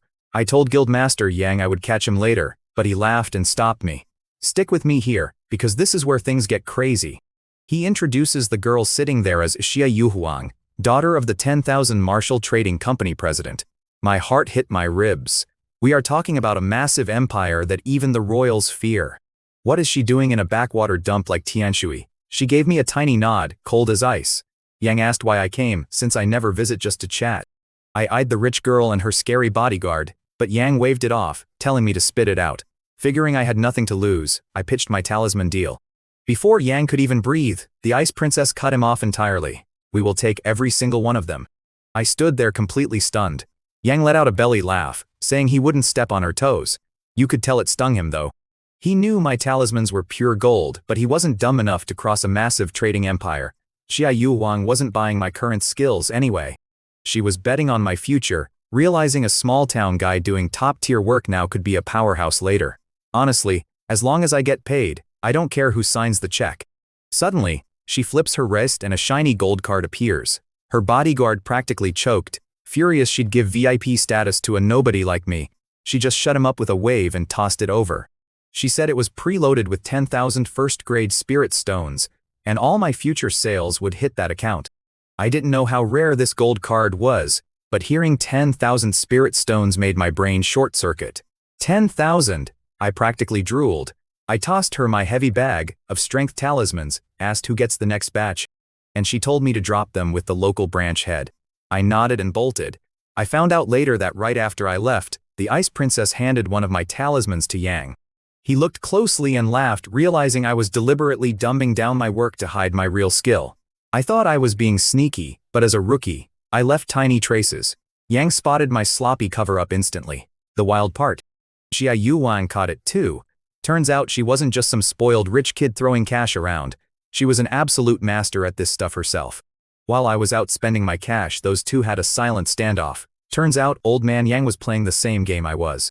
He acted average, but Xia Yuhuang knew her elite teacher respected him, meaning the old guy was secretly a heavyweight. Finding me was just a bonus, but I didn't care about their drama. I was busy burning through that VIP card, buying tons of materials and 200 key gathering pills. Normally, those pills are way too violent for a regular guy. But thanks to my awakened bloodline, I could tank the side effects easily. Sure, they cost a fortune, and the old me would have cried over the price tag. But new rich me, with a sweet 20% discount from my shiny gold card, I didn't even blink. I just swiped it like a king and walked out totally loaded. 200 key gathering pills. I did the math and figured that had to be enough to blast me straight to the 9th level of body refining. I tossed them back. Instantly, my Chaos Heavenly Emperor art kicked into overdrive, turning all that juice into pure, violent true key hammering my meridians. Thanks to the Chaos Supreme Tower, my pathways were built like reinforced steel. Tough as hell to crack open, but once they do, raging rivers. Your average guy gets a pathetic little creek of Kai, so their explosive power is a joke. But me? I can dump a massive payload in one shot. Body tempering might be the basement level, but it is everything. 24 hours later, all 200 pills were totally gone. All 12 main meridians were wide open, and I was standing at the absolute peak of the 9th level. You and I both know how this usually goes. Any normal guy would just skip ahead to the true key realm here, because opening the 8 extraordinary meridians is basically impossible. Before my cultivation got wrecked, I only managed to pry open 4 of them. I tried everything, hit a brick wall, and just moved on. Honestly, I was still untouchable in Tianshui Commandery, but things are different now. With the Chaos Heavenly Emperor art and my new ancient bloodline, I am not walking away from the legendary extreme body tempering realm. The catch: the resources needed cost more than everything else combined. I was dead broke. Feeling all that crazy power bouncing around inside me, I just snapped. I clenched my fist, hauled off, and punched the empty air. Boom. It sounded like a literal thunderclap going off inside my room. I blew a crater 10 feet wide straight into my floor. Dirt and rocks went flying everywhere like a shotgun blast. I just stood there, staring like an absolute idiot. True Kai external release? I was doing that at the body tempering realm. Normally, you have to hit the true key realm and form a closed energy cycle to shoot it out. But once you lock in that cycle, you can never open another meridian. Makai C was just so unbelievably packed that the energy forced its way out anyway. Looking at that massive hole, I realized my strength was almost back to my absolute peak, but I had a huge problem. My Fisher Mountain Fist was basically a street brawl move now. I needed real combat techniques. The family's top yellow grade moves required the True Key Realm, and the rare Xuan grade stuff. You had to be a senior elder just to even look at the damn scroll. Technically, as the young lord, I outranked those dusty old elders. But since I wasn't officially in the True Key Realm on paper, those guys were never going to bend the rules for me. Back before that snake Liu Tianyao ruined my life, I was bleeding out vital essence every month just to survive. I barely had time to sleep, let alone learn high-level moves. Sure, I was basically firing off True Key Realm attacks now, but I had to keep that totally off the radar or I would paint a massive target on my back. The only play was the Wanwu Trading Company. You can buy literally anything there if your pockets are deep enough, but I needed serious cash to open my last 8 meridians. I needed cash for new martial techniques. I even needed cash for a decent weapon before the tournament in 20 days. I had never been this desperate for a paycheck in my life. It was back to the grind. Talisman crafting was my only way out. I locked myself in and started cranking out talismans like a machine. With my new power spike, I was moving 3 times faster, knocking out 300 strength increased talismans in 24 hours flat. But low-level stuff wasn't going to cut it, so I started digging into second-rank gear flash escapes, golden shields, explosive flames. This wasn't just about cash anymore. Aoyang Yuan was waiting for me in the ring in 20 days, and the guy was a certified monster. 10 days later, I dragged a massive bag of talismans down to the Wanwu Trading Company. I told the desk guy to get President Su. Suddenly, I hear this annoying voice. "Get a load of this trash. He wants to see President Su?" I turned around. It was Liu Gaoyang, the loudmouth I had almost put in a wheelchair, trying to show off for Aoyang's little sister, and leading their smug little crew? Liu Tianyao. Just my absolute luck. I never expected to run into Liu Tianyao here. Seeing her in that yellow outfit brought back 3 years of memories, leaving a bitter taste in my mouth. Any nice thoughts instantly vanished, replaced by the memory of her literally crushing my dancing under the moonlight. My sadness turned into pure, hot anger. I just stared and said her name. Liu Tianyao. It used to make me smile, but now it felt like spitting out gravel. I spent 3 weeks running the math on how to make her pay, plotting some huge revenge speech. But face to face, just her name. She looked at me like I was a ghost, then had the nerve to say I should lay low instead of begging for her attention. I just laughed. I told her straight up she was a toxic snake, and only a piece of garbage like Aoyang Yuan would even want her. She froze up, completely shocked I dared to curse at her like that. She lost her mind, glaring at me with pure murder in her eyes. Aoyang Lan started yelling too, defending her brother. Liu Tianyao sneered, calling me a worthless piece of trash who had zero right to meet with President Su. She wanted to slice me up right there, but couldn't risk it inside the trading company. Right on cue, a smooth voice calls out my name. We all turn around, and there is Su Yangshang, the branch president, looking like an absolute knockout. I wasn't expecting her to come greet me personally. Right next to her was Xia Yuhuang, looking flawless in a green robe. I gave President Su a respectful bow, but she just waved it off with a warm smile, telling me I was being way too polite. I nodded to Xia Yuhuang, playing it cool like this VI treatment was just a normal Tuesday for me. Xia Yuhuang just gave this vague little hum. She probably came out to snoop on my drama, though you and I both know she'd never admit it. Meanwhile, Liu Tianyao and her crew looked like they just took a slap to the face. They literally just said I wasn't qualified to breathe the same air as President Su, and here she was treating me like a VIP. They stared at Xia Yuhuang, trying to calculate how I knew someone that Su Yangshang treated with such crazy respect. President Su smiled, waved me inside, and completely ignored Liu Tianyao. To a heavy hitter like her, the Liu family was just a rounding error on a balance sheet. She was only being this nice because of Xia Yuhuang, but I wasn't about to complain. I said my thanks and followed them inside, leaving my ex fuming. Before I walked away, I looked dead into Liu Tianyao eyes. I told her the debt she owed me, the blood she literally stole. I was going to collect it all back. Every single drop. Her face turned beet red, shaking with absolute rage. But I could also see a real chill go down her spine. A day ago, she would have laughed at a body refinement nobody like me. But suddenly my threats didn't sound like a joke. My crushed Danshan was fixed. I was cranking out top-tier talismans and casually hanging with the branch president. The math was finally scaring her. Fast forward to the private room. I dropped a massive bag right on the table. 2,000 first-rank strength talismans. I told President Su to check the count. When she opened that bag and saw the endless stacks, even a seasoned boss like her looked completely mind-blown by the sheer volume. I debated for a second whether to show my full hand just yet. Then I pulled out 3 special talisman slips and slid them over to Su Yangshang, asking what kind of price they could pull. She took them with a polite smile, probably expecting basic variations. But the second she looked at them, her whole vibe shifted. Her voice was actually shaking when she handed them to Xia Yuhuang. They were second-rank talismans. Xia Yuhuang looked curious at first, but the moment her fingers touched the paper, her eyes went wide. She could feel the power difference instantly. Looking completely floored, she started throwing hand seals to run a fancy appraisal technique just to be sure.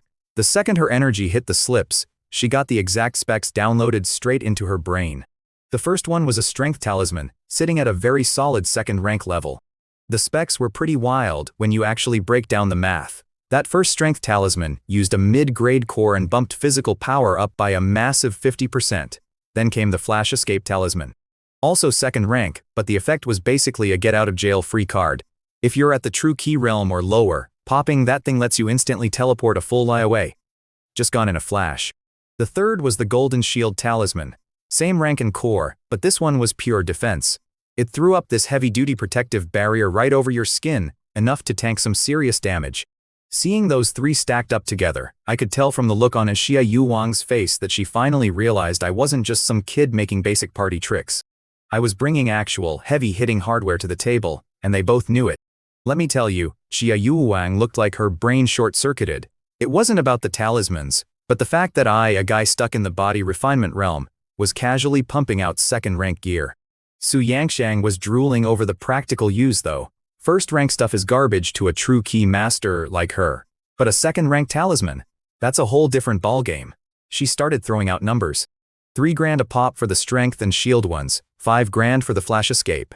I dumped 10 more second-rank ones on the table, plus my stash of first-rank top grades. When the math finally settled, 150,000 first-grade spirit stones. I was standing there holding this little gold card, literally shaking. 150 grand, man. I did the math, and I swear, I made more in one afternoon than my entire family pulls in over 3 straight years. Being a talisman array master is a literal license to print money. Feeling like a big shot, I asked President Su if she had any decent martial techniques. She hits me with this blinding smile, pitching their massive auction tomorrow. The way her eyes locked onto me? Man, I felt like my soul was being ripped out of my chest. I turned beet red and practically sprinted out the door. I am just a regular guy, I don't have the defense stats for a seductress like her. I immediately dropped 50 grand on 1,000 key gathering pills, and locked myself in my room to cultivate. With my new method, as long as I have the pills, bottlenecks basically don't exist. Picture this, I'm popping key gathering pills like breath mints. Every time one hits my stomach, a massive wave of true key slams into my meridians, forcing them open inch by brutal inch. It took a whole day and 100 pills, but I finally cracked the first of the 8 extraordinary meridians. I'll definitely hit the true key realm before the sect exams. Watching 100 pills vanish in one day still gave me major chest pains though. Thank God for that talisman money. Anyway, auction day rolls around. I desperately needed a high-grade technique and a weapon. But when I got to the trading company, absolute chaos. The street was a sea of people. I even spotted the heavy hitters out there, the heads of the 4 major families, just stuck in the angry mob. I saw the Liu family boss, Liu Shuxi, and Mo Shan. The last thing I wanted was to make eye contact and start drama, so I skipped the main entrance and slid over to the side door. This was the VIP lane. You had to be bronze tier just to walk this hallway. Aside from the governor, Those fancy family heads were all stuck at black iron. Thanks to my pill shopping spree yesterday, the steward gave me a pass. A guy was waiting to escort me through this wild maze of hallways. This trading company is absolutely huge. It eats up an entire street in the Eastern District. Eventually, we hit the center where the auction hall was located. I stared up at this massive 3-story building, honestly a little blown away by the sheer size of the place. The setup was slick. First floor had the main stage dead center, packed with seats. The second and third floors were private rooms built in a circle, giving a perfect view from up high. The steward walked me up to a fancy room on the third floor. I pushed the door open and immediately froze. Sitting right there, smiling at me, was Su Yangshang. She stood up, walked over on those ridiculously long legs, and looped her arm right through mine. "Come in and sit, young Master Chu," she purrs. My face was instantly on fire. I'm trying to play it cool, but I had absolutely no idea what to do with my hands. I was thinking to myself, total seductress. Apparently, my awkward panic was hilarious to her, because she decided to double down and pressed her whole figure right up against me. I went completely rigid. I swear I didn't move a single muscle, sweating buckets internally, wondering what her endgame was. Luckily, she laughed and finally stopped messing with me. She walked me over, pushed me into a chair, and sat down across from me. I finally exhaled. I looked at her and asked, "So why is President Su hanging out in here? We literally met yesterday." It felt like a lot of attention for one guy. She rests her chin on her hand, gives me this sharp look, and laughs. "What, am I not welcome?" I threw my hands up. "Of course you are." I wasn't about to test my luck against her again. Right then, a gavel cracked downstairs. A girl walked onto the main stage, gave a quick speech, and the bidding war officially kicked off. Picture this. It was my first time ever setting foot in an auction, and man, watching people throw money around was wild. I am doing the math in my head, and ordinary junk was going for 5 or 6 times its actual worth.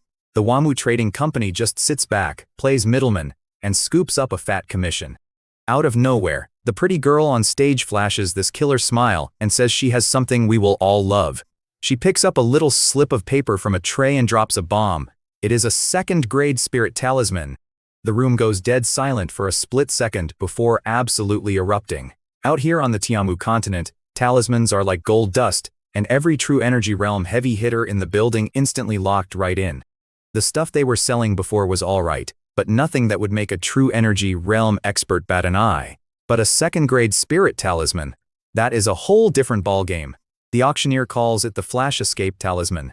She says it lets a true energy realm martial artist instantly teleport anywhere within 1 lay. Instantly, half the heavyweights in the room shoot up out of their chairs. Think about it, jumping a whole li in the blink of an eye? That is the ultimate get-out-of-jail-free card. You could survive a literal death sentence with that. She giggles and sets the starting bid at 5,000 first-grade spirit stones. She scans the room, staring right at the private boxes of the 4 big families. She knows exactly who is buying this. Bam, someone yells 5,500. 2 seconds later, 6,000. Pure chaos. The numbers keep flying up, and before I know it, we hit 10 grand. Then this booming voice shakes the room. 13,000. A 3 grand jump in one breath. The floor goes quiet. I glance up and realize the bid came from the Zhao family box. The 4 great families were finally throwing their weight around. Another guy chimes in at 15,000. Normal folks instantly threw in the towel. There is 0 chance of outspending those guys. Meanwhile, I am sitting there completely paralyzed. I am staring at the stage like an idiot because I realize that is the exact same Flash Escape Talisman I sold to this very company. My blood is boiling. These ruthless jerks only paid me 5,000 spirit stones. Right as I am doing the math and fuming, this soft voice whispers right in my ear. "Are you cursing our company for being heartless?" She totally read my mind. "No way," I told her, trying to sound innocent. "We made a clean deal. Whatever crazy margin you pull on this thing, that is all your skill. I ain't greedy." Su Yangxiang just laughed, poked me right in the forehead, and called me a liar. She promised every single spirit stone left over was coming straight to my pocket. Stick with me here, because this gets good. Suddenly, someone yells out 30,000. It was coming right out of my own family's VIP room. Since our patriarch vanished, we had been getting boxed out in Tianshui City. Our grand elder was desperate for my Flash Escape Talisman to save his own skin. The Liu family bumps it to 35, and the old man instantly drops 45 grand on it. I am sitting there doing the math in my head. 45,000 first-grade spirit stones. That is an entire year of our family's income, and this old bastard is burning it for his own safety. So here is the reality check. 45 grand is a massive hit to the family vault, just for one second-grade talisman. The auctioneer with a killer smile scans the quiet room, and boom, the hammer drops. Sold to our panicked old man. Next up, they roll out a deep blue longsword called Azure Frost, forged from 1,000-year cold iron, perfect for water attribute users. It starts at 3,000, and the regular guys fight over it until it hits 10 grand. Then, the Liu family's room suddenly drops 20,000. My brain instantly goes to Liu Tianyao and her fancy new 3-yin absolute meridian. They were absolutely buying this thing for her. I did not need a water sword, but you know what I do need? To be a completely petty jerk. 30,000, I yelled out. Adding a casual 10 grand just to watch the Liu family bleed some cash was the best investment I made all week. Picture the look on Liu Shuxi's face. The guy is the Liu patriarch, thinking 20 grand was a total mic drop. Nobody challenges the Liu family, right? Then I come in over the top with an extra 10 grand. I could practically feel him glaring, ready to murder whoever just embarrassed him. But then he sees the voice came from private room number 1. Even he does not have the clearance to breathe the air in here. Today, this room belongs to Su Yangxiang. He realizes real fast he cannot afford a war with her. He swallows his pride and grunts out, 35,000.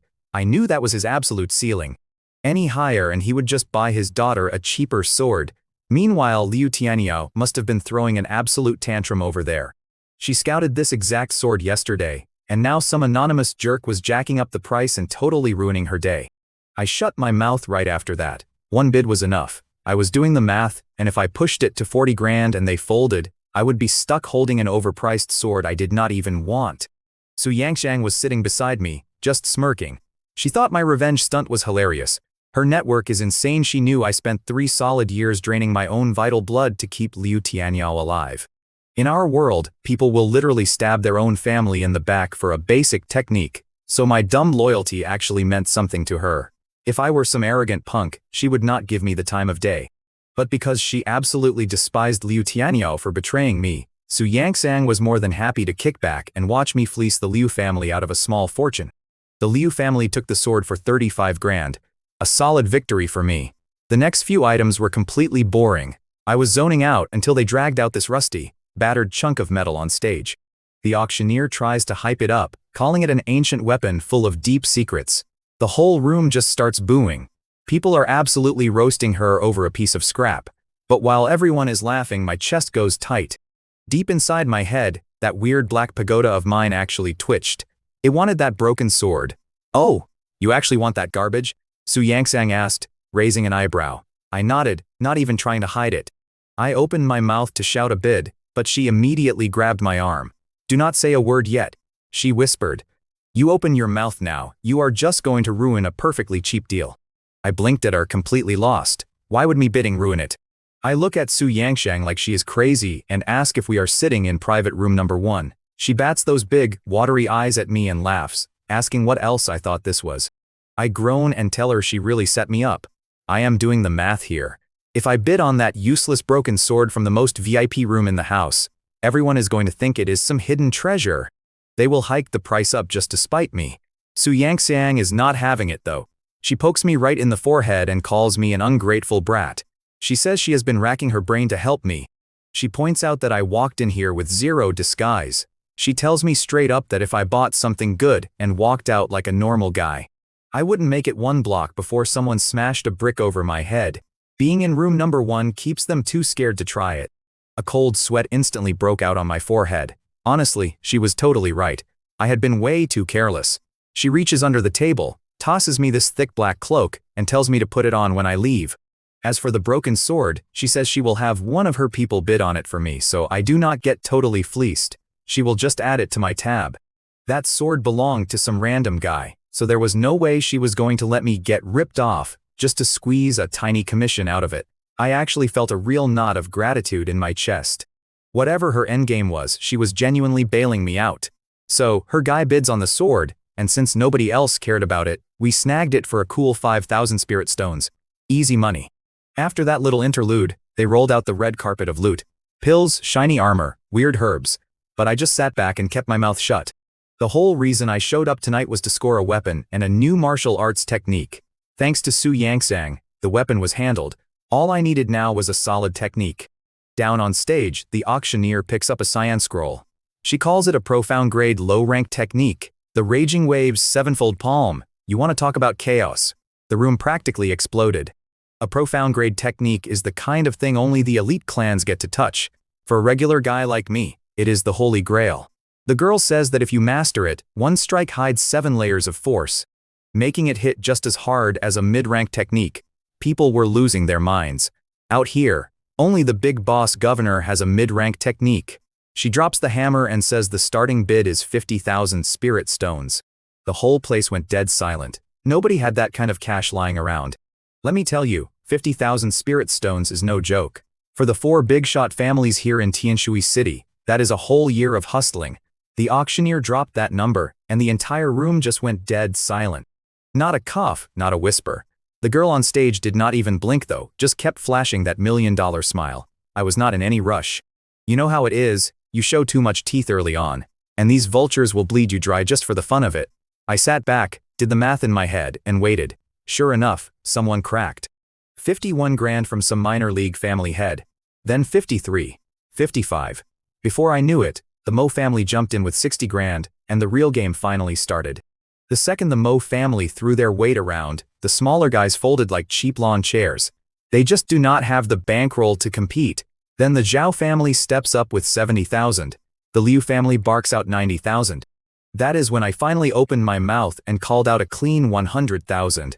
Honestly, my palms were sweating through my sleeves. I knew a profound tier manual would cost me, but 100 grand. That is 2 years of straight revenue for the top families. The whole room just stopped breathing again. Part of it was the sheer lunacy of the price tag, but mostly, it was because the bid came from me, chilling up in private room number 1. They were already terrified of my wallet. You gotta understand why they were sweating. Earlier, I totally messed with the Liu family. I dragged them into a bidding war over a frost green sword, and left them holding the bag for 35 grand on a 20 grand blade. They lost 15,000 because I felt like pushing their buttons. So now, nobody knows what my deal is. The Liu boss Shuxi grits his teeth and calls out 110,000. I did not even let him finish his breath. 120,000, right back at him. You and I both know that kind of disrespect stings. The guy looked like he was chewing glass. He bites down and yells out 130,000. By now, the other big families were just eating popcorn and watching us go at it. Over 100 grand is just fake money to most regular fighters, right? But I did not even blink. 140,000. I shouted it out like I was ordering a sandwich. Down on the floor, absolute chaos. People are stretching their necks, trying to figure out what kind of lunatic is sitting in my room. Meanwhile, Shugzi is doing the math, and his face looks like wet concrete. 140 is 3 years of his clan's money. If he drops that much on a low-grade manual they do not even really need, the other families will eat them alive. He was standing there, trying to act tough, gearing up to raise the bid one more time just so he could dump the price on me and walk away laughing. He thought he had me completely figured out. But I saw right through him. Before he could even open his mouth, I leaned into the mic and said, "Hey, clan leader Liu, why stop now? Just add another 10 grand and this beauty is all yours. What a shame." I laid the fake pity on real thick. The guy instantly broke into a cold sweat. He realized I was baiting him. If he bumped it up and I went quiet, he would be stuck explaining to his ancestors why he bankrupted the family on a book. He was fuming, but he was too terrified to bite. The auctioneer gives it a beat, looks right at his box with that sweet smile and asks if he wants to continue. He practically chokes on his own spit yelling, "No!" She does not miss a beat. Boom. The manual goes to the VIP in private room number 1. The second that girl brought the hammer down, I let out a breath I swear I had been holding for 5 minutes.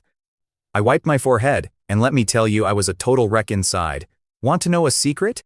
When the bidding crossed 100 grand, my pockets were completely empty.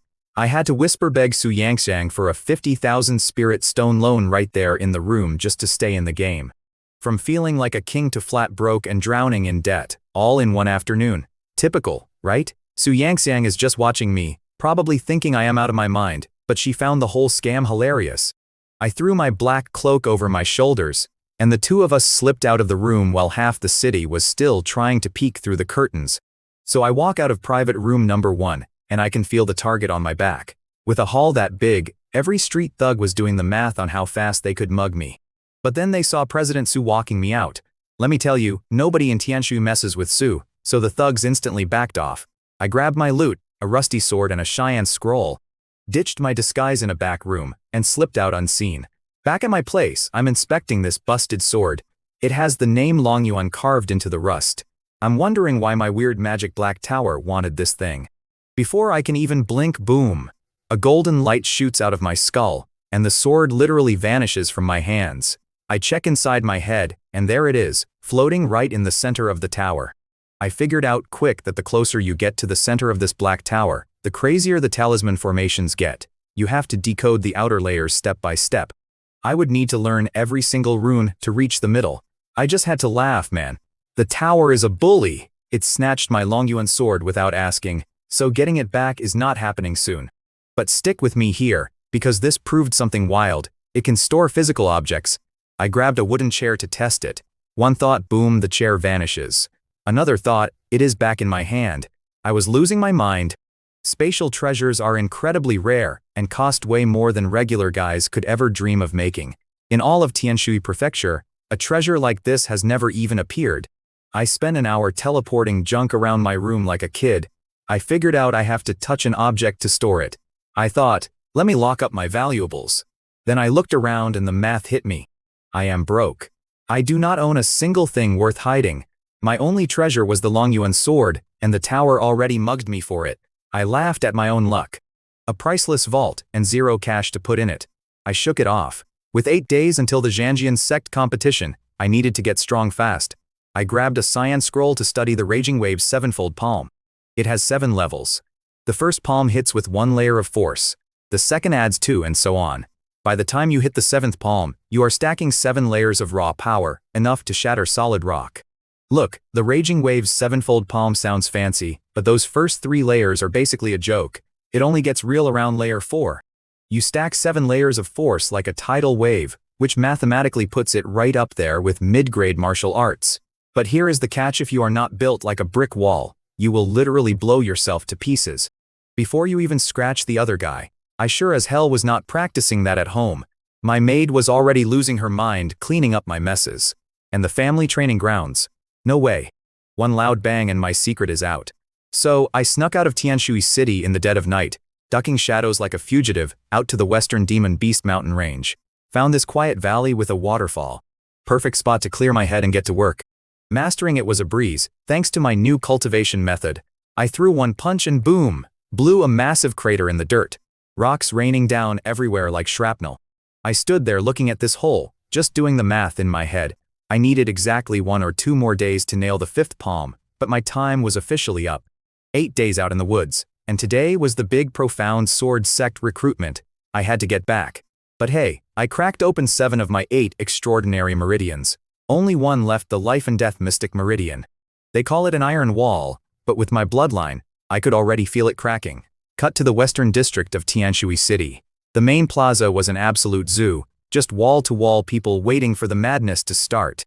You and I both know how these high-stakes tests go. Once a decade, the profound sword sect opens its doors, and every kid shows up hoping for a miracle. They only take 20 people. And only the top 3 get that golden ticket straight into the inner sect. Everyone was betting on Aoyang Yuan, the governor's kid. Have to hand it to him, the math on this guy was insane. 17 years old, level 6 true key, and a fancy earth-grade bloodline. Naturally, nobody was talking about me, the former #1 genius of the city. A month ago, even with my cultivation stalled, I could have easily cracked the top 20. But now? If my name even came up, people just laughed. I went from being the golden boy to the punchline of every joke in town. Funny how fast people flip on you when you fall. The rumor mill was brutal. People said I shattered my own Danshin, and was just a pathetic level 4 body refinement loser. Then the heavy hitters arrived, the big clans and the VIP crew. When Aoyang Yuan strolled in with Liu Tianyao, the crowd lost its collective mind. I was just standing there listening to them call this duo a match made in heaven. Someone actually yelled that I tricked Liu Tianyao for 3 years, and that my ruined cultivation was karma saving her from my face. They called me a piece of trash, a toad lusting after a swan. Seriously, a toad? I had to laugh at that one. Letting me fend for myself was her being merciful, apparently. It is a wild feeling standing in a massive crowd, Just listening to total strangers completely rewrite your entire history. So get this, I'm hanging in the back, watching my ex, Liu Tianyao, soak up the cheers like she just saved the world. You know, the type, chin in the air, strutting like a swan that won the lottery. I can practically hear her plotting how she's going to cripple me all over again. She scans the crowd, totally thrilled I'm nowhere in sight. Up on the stage, Elder Luo from the Profound Sword sect waves his hand to kick things off. The guy looks like he'd rather be getting a root canal. We live in the absolute tiniest backwater of the dynasty, so he's doing the math, figuring his odds of finding a prodigy are 0. He is already dreading the jokes the other elders will make at his expense when he brings back nothing. The first kids step up to the testing stone, and the tension is wild. The announcer starts rattling off the stats. 19 years old, 7th level, yellow grade. 17, 8th level. It is just a parade of mediocrity. You can literally see Elder Luo losing his mind up there. He is muttering about how everyone is complete trash, his face turning the color of a bruised plum. Finally, the guy completely snaps. He tells his assistant that anyone below the 9th level of body tempering shouldn't even bother coming up. Boom. The rules change just like that. The assistant shouts the new order, and half the kids freeze like they got struck by lightning. A few of them actually break down sobbing right in the dirt. I mean, doing the math, hitting the 9th level before 20 without a rich family backing you, it is practically a 1 in a million shot. Almost nobody makes that cut. So the filter actually works. The next batch of kids has much better numbers, a few high ranks, even a 1st level of true Kai. Elder Luo finally stops scowling. Once the decent martial artists finish up, the main event happens. My ex, Liu Tianyao, and the guy she replaced me with, Aoyang Yuan, finally step out of the crowd. The minute their boots hit the wooden platform, the whole plaza loses its collective mind. People are cheering like they are royalty. Liu is absolutely eating it up, stretching that long neck of hers, looking down at everyone like they are peasants. She is having the time of her life, soaking in the glory. But then, right in the middle of her big victory lap, she freezes. Her eyes lock onto a spot in the back of the crowd. Yeah, she sees me. The crowd follows her stare, and suddenly everyone is looking right at me. The whispers start immediately, and by whispers, I mean they are practically shouting. People are calling me trash, asking if I even know what shame is. They are all convinced I am just here to watch the show, betting I am only at the 4th level of body refinement. It is hilarious, really. Over in my own family's section, the Grand Elder looks like he just saw a ghost. See, I pulled a disappearing act about 8 days ago, and the old man totally assumed I was hiding out of pure cowardice. He figured I couldn't handle the embarrassment of the enrollment test. Little did they know, right? Everyone in the city is doing the math based on that time I beat up Liu Goyang last month. Calculating that I must be stuck at the 4th level. The mockery in their eyes is just wild, but honestly it is exactly the setup I wanted. My Grand Elder went out of his way to bury the news from our recent clan competition. You and I both know why it is a bad look when your precious 9th level grandson gets wrecked by a guy at the 7th level. He is staring at me now, smirking, figuring a 7th level guy cannot even take the test today. Meanwhile, Aoyang Yuan is glaring at me like I am gum on his shoe. This idiot literally stole my bloodline, fused it into some fancy Supreme Yang bloodline, and totally thinks my Danshin is still shattered. He actually believes I am a useless cripple, and the rival families, they are loving this. I used to be the golden boy, the guy so far ahead of them they could not even see my dust. Seeing me hit rock bottom is basically the absolute highlight of their entire year. Honestly, I just let their garbage slide off my back. When you spend a month watching people show their ugly colors, you get numb to it. But just as I step toward the platform, this absolute clown, Liu Goyang, jumps right in front of me. I let out a heavy sigh. The guy never learns. I tell him to get out of my way, but he starts yapping about Elder Luo's new 9th level rule, calling me a 4th level piece of trash. I am doing the math in my head, trying to figure out why he is so brave today, and then I spot his dad nearby. Right, he thinks daddy being here means I won't lay him out again. I embarrassed him with one punch back at the Talisman shop, and he is desperate for payback. The whole crowd goes dead silent, leaning in, dying to see what I am going to do to this kid. Getting mocked by guys like Liu Gaoyang was getting old. The recruiter looked at me like a bug. His rule was level 9 minimum, so he figured my level 4 self was defying him. I could not be bothered to waste breath. I just let my aura rip. When that level 9 energy exploded out of me, the look on Liu's face was absolutely priceless. Total panic. He tried to run, but doing the math on his speed versus my power. Not happening. The force hit him like a freight train, sending him flying through the air like a dead dog. Before he even hit the dirt, I hear this furious roar, someone screaming about how I dared to pull a stunt like that. Next thing I know, a crazy blast of energy is coming right for my head. Like I said, my luck is just fantastic. A massive crash echoed, and our third elder stepped right in front of me, taking the palm strike like it was nothing. I bowed, but he just waved it off. Liu Shuxi was glaring daggers, demanding to know what he was doing. My guy just stared the Liu clan leader down and called him out for trying to beat up a junior. You have to love it. The elder was not even mad I had just battered Liu Gaoyang. I am the young lord. If I let that jerk disrespect me, he would have been furious. A fight here meant all-out war. My dad is missing, so we are weaker, but a war would ruin the Liu family too. Shuxi was not about to risk his clan. Then Luo Shuyong waved his hand, totally annoyed, and ordered the testing to continue. He hated Goyang anyway for almost tricking him. Liu Shuxi looked like he was chewing on glass, but he did not talk back to Luo. He swallowed his pride and had his guys drag Liu Gaoyang away. Good thing I went easy on the kid. Then Liu Tianyao shot me an ice-cold glare. Just you wait, she snapped, storming over to the testing stone. I knew she wanted to ruin my family the second she joined the Swan Sword sect. Meanwhile, seeing me back at the 9th level of body refinement finally quieted the peanut gallery. But then Tianyao touched the stone, and it lit up like a supernova. The golden letters dropped her stats. 16 years old. First level of key refinement. Profound grade mid-rank across the board. The crowd lost their minds. Guys were calling her a goddess. Naturally, they threw shade my way. Liu Shuxi was soaking it in, looking so smug I thought his face might crack. The other clan leaders were lining up to kiss his ring. Even Luo Xiong was nodding, relieved he would not go back to his sect empty-handed. Tianyao was drinking in the cheers, and of course, she shot me this incredibly arrogant smirk. I knew exactly what she was thinking. She figured my level was dirt compared to hers, and that I would be beneath her forever. Our Chu elders looked absolutely sick. They knew if she made inner disciple, the Liu family would crush us. But just when Tianyao thought she was the main character, Aoyang Yuan casually strolled up to the stone. He placed his hand on it, and the thing practically exploded. It shot out a blinding light 10 times brighter than hers. The golden letters spelled it out, and I was doing the math in my head. 17 years old. 6th level of key refinement. 15 open meridians. Earth grade high rank bloodline. Earth grade mid-rank aptitude. The entire plaza went dead silent. It was that heavy, eerie quiet where you could hear a pin drop.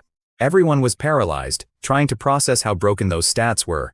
Up in the VIP seats, Luo Shuyong jumped to his feet, his jaw practically hitting the floor. You and I both know what he was thinking. This kid was not just a genius, he was an absolute monster. Even in the massive Swan Sword sect, an Earth-grade bloodline is like a unicorn. Plus, 15 meridians meant he had already cracked 3 of the 8 extraordinary meridians.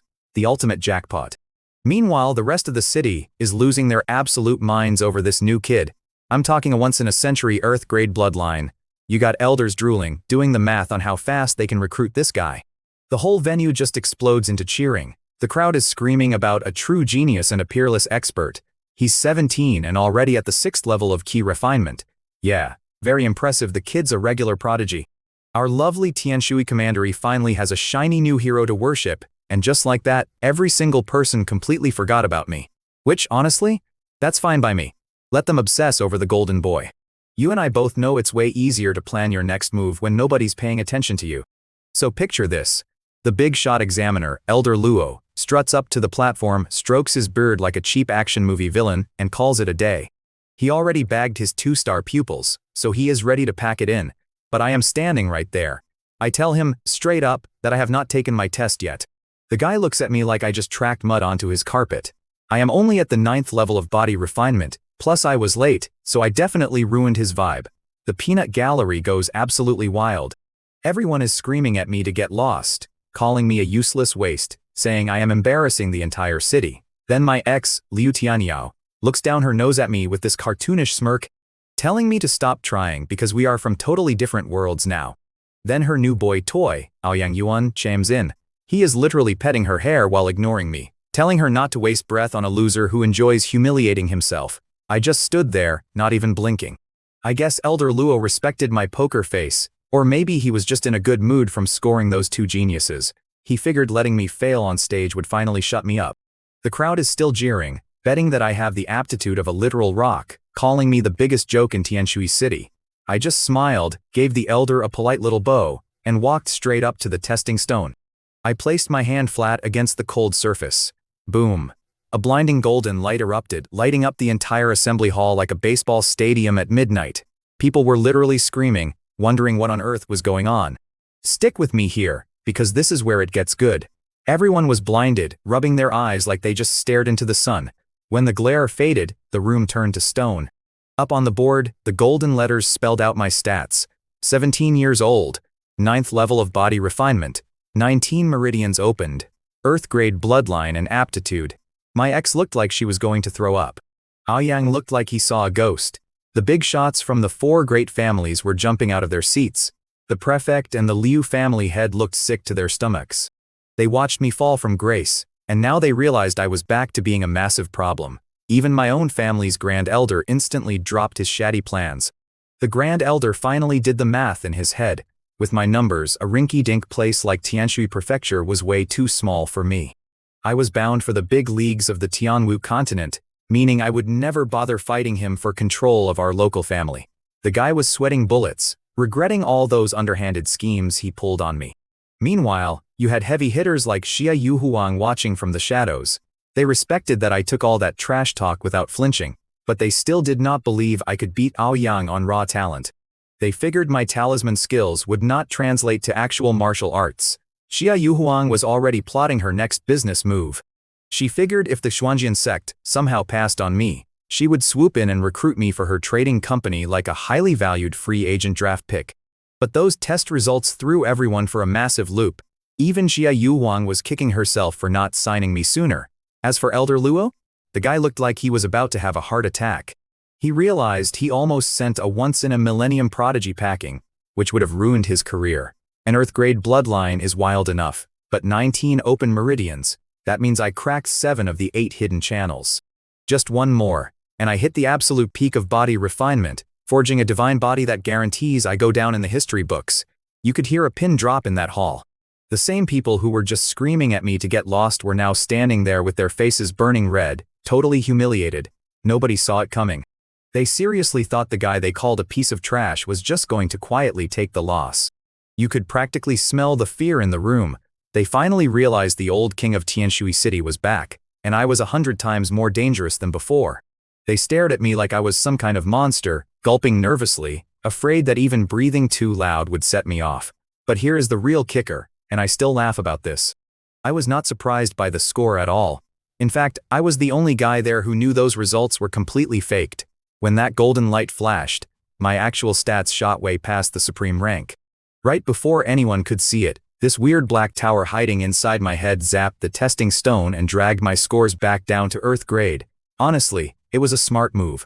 If these folks saw my actual numbers, the panic would not just hit our local province, it would tear through the entire Great Qian dynasty. Look, whether this was going to end with me hitting the jackpot or getting wrecked, your guess was as good as mine. I spun around, locked eyes with Liu Tianyao, and kept my voice dead level.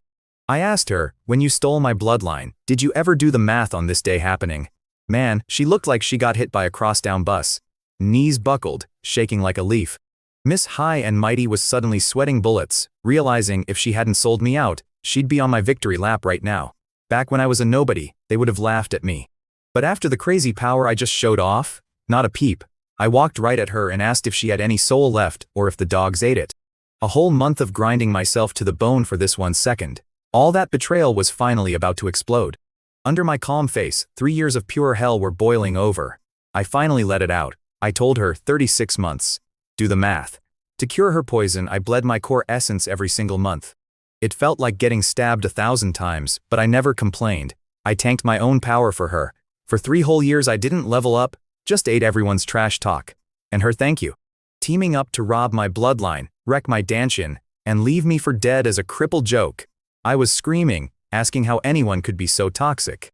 With every word she got paler, until her legs gave out and she collapsed into the dirt. The crowd was completely floored. Nobody had a clue my slump was because of her betrayal. You could actually feel the whole room turn against her right on the spot.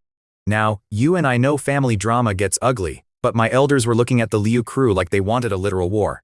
I stared Tianyao down.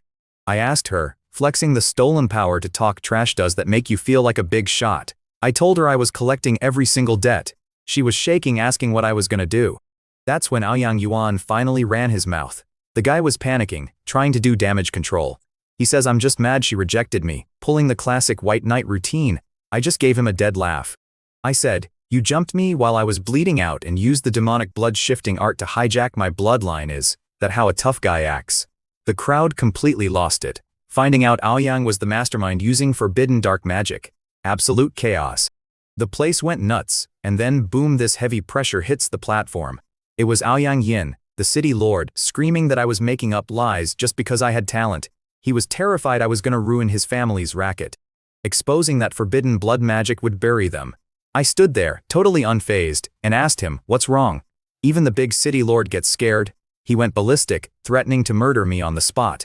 Elder Luo from the Profound Sword sect tried stepping in, saying it was a bad look to threaten his recruit. But Aoyang didn't care. He cranked up his aura, eyes full of pure murder, yelling he'd kill anyone who crossed his family. Sect or not. When that energy hit the square, people nearly passed out. The guy had been secretly hiding sea transformation realm power this whole time. A sea transformation expert, the guy had been sandbagging his real stats for years. I watched Elder Luo's face drop.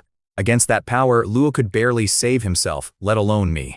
He asked if Aoyang really wanted a war with the Profound Sword sect. Poor Luo finds a jackpot recruit like me, only to watch me get squashed. Aoyang just lets out this unhinged laugh, saying even the Heavenly Emperor couldn't stop him.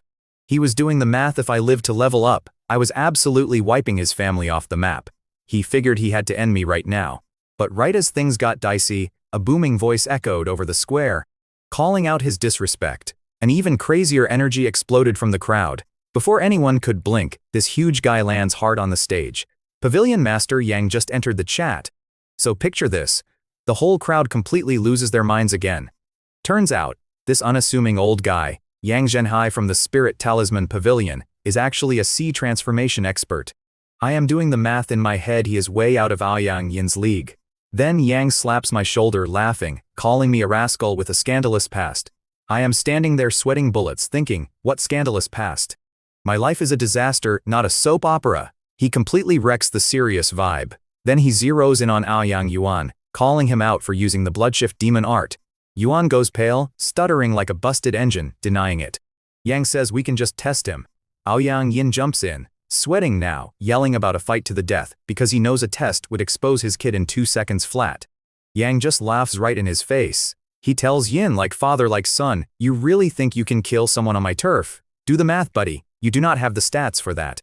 Yin turns this hilarious shade of purple.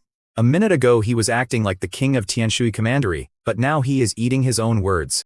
Yang tells him, "Look, I am not gonna kill you just for running your mouth. But the kid, if he really used that forbidden art to steal a bloodline, he is dead meat. You have to understand, this technique is universally banned." But before Yang can make a move, this absolutely terrifying voice echoes out of nowhere. Suddenly the sky lights up, and this freaky figure wrapped entirely in boiling red mist just materializes right above the plaza. You and I have seen some crazy stuff, but this red mist guy floating over the square was next level eerie. The pressure coming off him felt like a literal safe dropped on my chest. Someone in the crowd shrieks, "Blood Fiend Sect."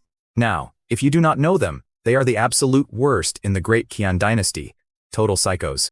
One time a rich kid offended them, and they turned an entire city into a literal blood pool. 0 survivors. The good guy sects tried to wipe them out so many times, and every single time they got completely wrecked. Plus, they are the mortal enemies of the Mystic Sword sect. When Luo sees this guy, his face goes entirely white. He instantly crushes a spirit talisman to call for backup. Having a heavy hitter from the Blood Fiend sect show up here is a massive disaster waiting to happen. Then Aoyang Yin yells out, "Senior brother Lai."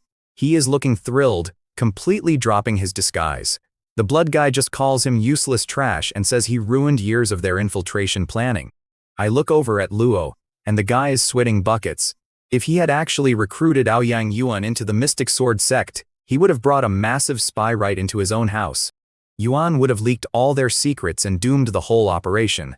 Luo looks at me like I am his personal savior, and honestly, he should be thanking me. Meanwhile, Yang starts chuckling, calling the blood guy Old Man Li and mocking him for being blindly arrogant. Li tells Yang to save the sarcasm. He admits he cannot beat Yang, but says a fight would cause massive collateral damage, so they should just grab their guys and walk. I can totally feel this Old Man Li glaring at me. I do the math. 19 meridians open, heaven-grade bloodline. I am a walking nightmare for his sect. He absolutely wants me dead. But he knows taking me out right in front of a talisman master like Yang is practically impossible. Yang's arrays are no joke. Li is only banking on Yang being a softie who actually cares about keeping normal people alive. Yang is staring back at him, clearly running the exact same numbers about Aoyang Yuan. Let that kid grow up, and he becomes a top-tier supervillain. But Yang knows the Blood Fiend sect style. If he pushes it, Li will slaughter the whole city of Tianshui just out of spite. So Li barks at Aoyang Yuan to hurry up and get over there. He is acting tough, but I can tell the guy is terrified. Yang might just say screw it and fight anyway. I'm standing there watching this whole circus and old man Yin decides it's time to bounce before Yang actually squashes them. He grabs Yuan, getting ready to bolt. Yuan looks like he's about to piss his pants under Yang's killing intent. Honestly, I don't blame him then. Plot twist. My lovely backstabbing ex, Liu Tianyao, latches onto Yuan's leg like a rat on a sinking ship, begging him to save her. Knowing what she did to me, staying here meant game over for her. Yuan actually tries to kick her in the face, but before he connects, Yin swoops down and grabs her too. Turns out, her freaky 3 Yin absolute meridians bloodline and pure venomous personality make her prime real estate for the Blood Fiend sect. So, boom, they zip off into the sky. Meanwhile, Aoyang Lan is just standing there looking like a ghost. Her own dad didn't even look her way before bailing. Tough break. As for Yang, he just let them go. I get it, though starting a massive fight right here would have leveled the entire city and iced half the population, myself included. Steward Luo looks like he just survived a heart attack, completely drenched in sweat. He bows to Yang, thanking him for saving our necks. Yang just waves it off, laughing this massive booming laugh. He tells Luo to inform some old bastard named Zuo Qiu that he owes him a massive favor. Then literally walks on air and vanishes. Total flex. Luo just stands there wiping his forehead, probably realizing Zuo Qiu is the head honcho of his sect. Bro looked like he just got fired on the spot. So, right after Yang does his dramatic exit, a streak of blue light rips across the sky. Stick with me here, because things get even weirder. My nerves are completely shot. How many flying powerhouses are gonna crash this party in one afternoon? The light stops, and it's this middle-aged woman in black robes looking cold as ice. She lands, demands an update, and Luo spills the whole story. She realizes the Blood Fiend sect was risking it all by sending a heavy hitter this deep into our territory. But the funniest part, she looks right at the spot where Yang just flew off and starts cursing him out. Apparently, old man Yang owes her for some ancient grudge and has been hiding out in our dusty little town for years just to duck her. You gotta respect his commitment to avoiding drama. Poor Luo is practically raining sweat at this point, wondering who the hell Yang actually was. Then, the Ice Queen zeroes in on me. She points right at my face and asks Luo, Earth-grade mid-rank bloodline. Open 19 meridians. Luo bows and says yes. She walks over, looking me up and down like I'm a used car she's thinking about buying. I'm just standing there, trying not to blink. Then out of nowhere, she tells me to get on my knees, bow down and call her master. Just like that, I'm drafted into the 4th peak of the Zixiao sect. I'm standing there completely stunned, doing the mental math on whether this is a trap. Luo starts sweating even harder, stammering about how this totally breaks sect rules, since normally everyone has to pass a bunch of tests back at headquarters. See, the way it usually works is a massive bidding war. When some with my kind of stats shows up, all the big shot peak masters are supposed to fight over me like it's the stock market, throwing crazy perks my way to get me to join their crew. If this lady just kidnaps me on day 1, Luo is gonna be the guy all the other bosses blame. He's just a middle manager, so getting blacklisted by the top brass means his career is basically cooked. But the lady just glares at him, voice dripping with absolute menace, and asks if he's got a problem with it. Luo instantly folds like a cheap lawn chair. He doesn't even try to argue. Come to find out, the 4th peak is notorious for being entirely populated by absolute psychopaths.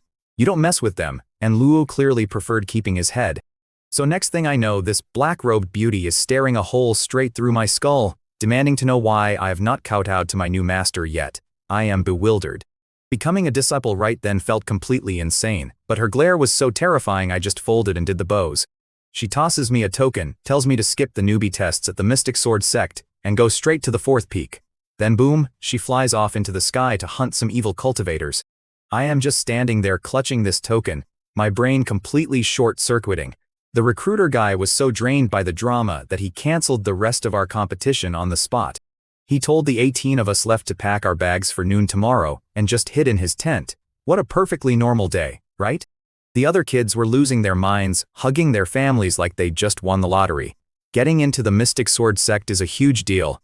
Me? I went back to my compound but completely ignored the elders.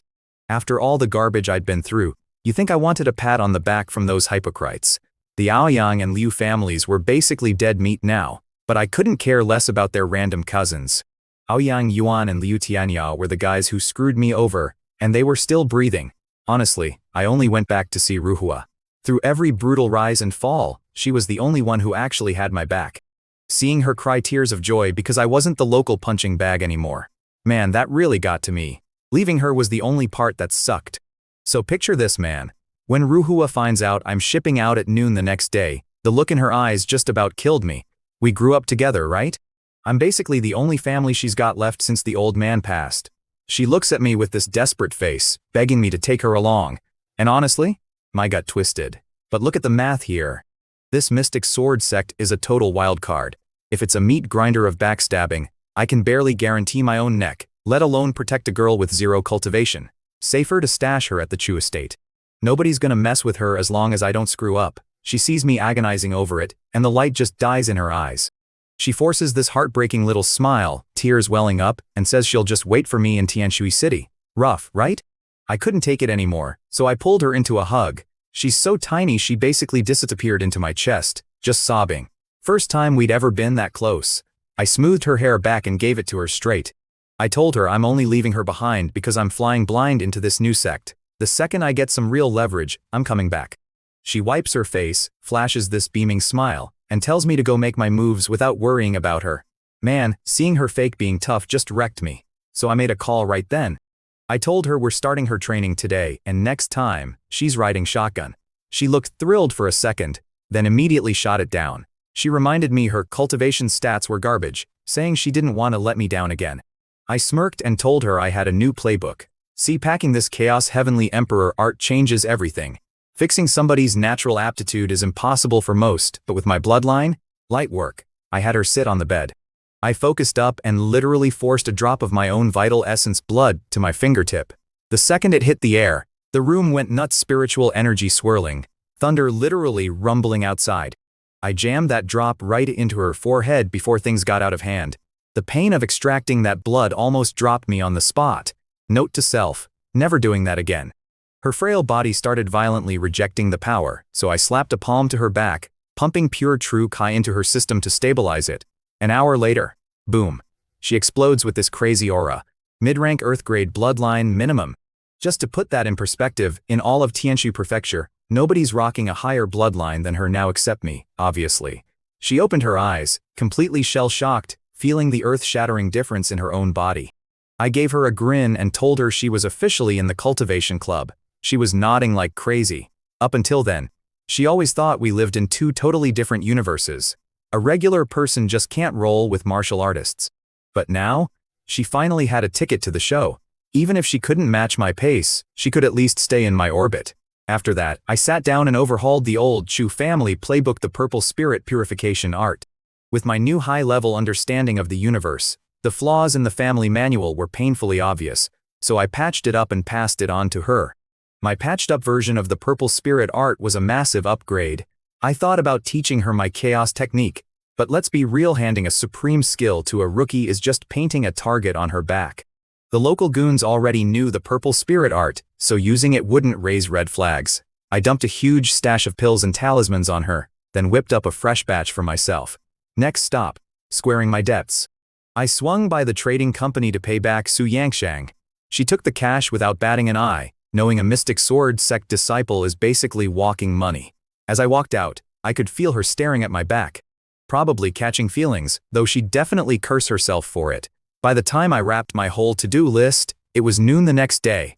I rolled up to the main plaza, and the crew of recruits was already there, waiting to move out. Right around noon, massive ship rolls in over Tianshui City like a floating skyscraper.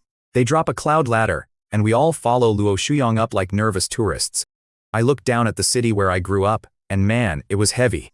The higher we got, the more the city shrank, but I could still spot this one tiny figure in the plaza watching me go. My heart took a solid hit. I forced myself to look away and stare up into the sky. I had way bigger problems to solve now. My missing dad, The mom I'd never met, it was on me to figure it out. Especially after inheriting that new cultivation art. Doing the math on my dad's old habits, I realized his power level was completely off the charts, way beyond anyone I'd ever seen. And whatever my mom's deal was, definitely not normal either. My old man is tough, but whenever my mom came up, he just looked completely defeated, like there was this massive brick wall between them. Looking up at that endless blue sky, I did the math.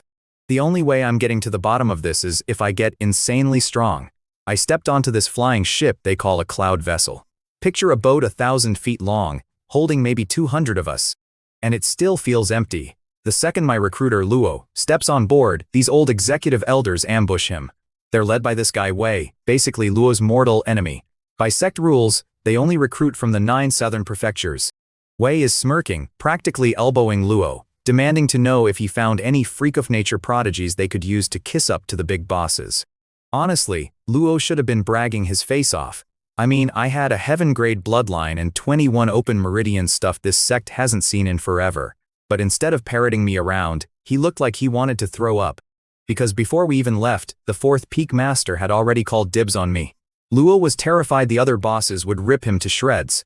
So he just sulks off to his cabin without a word, leaving Wei totally confused. We finally take off, and I realize my hometown was the very last stop. I'm leaning on the rail, enjoying the view, when I hear this painfully arrogant voice nearby. Wow, Tianshui Prefecture really is a garbage dump making absolute trash, some guy says. I turn around and see this rich kid in fancy embroidered robes acting like he owns the sky. I listen in and find out this clown is Saifeng Kai from Qingshan Prefecture. Qingshan is the big leagues around here, way out of our league, and this guy already hit the 3rd level of the True Key realm. My hometown crowd? We were riding high 5 minutes ago, and now everyone's faces are bright red. But let's do the math here. They had a dozen guys radiating True Key, while my side had exactly 5 guys barely at level 1, plus 13 guys who hadn't even crossed the starting line yet. A complete joke. Everybody kept glancing at me, hoping I'd step up and flatten this kid with my shiny new bloodline, but I just kept my mouth shut. I wasn't about to play hero for no reason. With Luo hiding in his cabin and the other elders turning a blind eye, my hometown crew had no choice but to swallow their pride and take the abuse. Look at these spineless cowards, the Qingshan guys sneered at my crew from Tianshui. They didn't even bother beating us up, figuring we were too pathetic to waste the calories on. I just stood there, watching them strut off like kids acting tough. Unless someone physically steps on my shoes, I am not wasting my time. Anyway, our flying ship cruises all day until we hit this crazy mountain range. Picture 7 massive peaks jabbing straight into the clouds, covered in wild, ancient towers. We finally touch down, dumping about 200 of us rookies onto a massive stone platform. The elders march us into this huge hall to wait. Everyone is looking around with their jaws on the floor, completely starstruck by the magical mountain vibe. And right on cue, the older guys from the Sword of Darkness sect swarm in to inspect the fresh meat. You and I both know the type, right? Upperclassmen looking at freshmen like zoo animals. This older guy starts hyping up his hometown crowd, bragging that the Qingshan rookies are already at the True Key level. That just fueled this other guy, Saifeng Kai. Picture the most obnoxious rich kid you know, walking around like his sweat cures diseases. He is soaking up the stairs, totally high on his own supply. I am just standing there minding my business, doing the math on how long this orientation will take, completely oblivious that I am right next to this clown. Lover boy looks over and realizes I am in his bubble. I am just a body-tempering nobody from Tianshui, looking completely bored, and he takes this as a personal insult. How dare a low-level scrub like me ruin his glorious photo op? His face gets totally twisted up, and he actually barks at me, "Get away from me, trash!" I swear the drama with these guys. I am not about to get into a shouting match with a dude who snaps at strangers like a rabid Pomeranian, so I just sidestep and slide over to a corner. Whatever, man. Meanwhile, the hall is packing out with more older disciples. They instantly start rushing us like frat guys during rush week. "Hey bro, want to join the Zunlian Society? We have resources, we have older guys to help you win fights. Hey sister, join the Zixia Society." It was honestly hilarious. I am leaning against the wall, realizing that no matter how high up a magical mountain you climb, people are exactly the same. It is all just cliques, politics, and guys in weird robes trying to force you to join their club. Look, the recruitment circus was entirely rigged. These desperate outer sect societies were swarming the heavy hitters from Qingshan and Jingtong, treating my Tianshui crew like invisible garbage. Takesy Fenkai guy gets a dozen offers and acts like he's the king of New York. But he wasn't totally brain dead. His brother warned him to wait for the elite intersect clubs that only show up after the real assessments.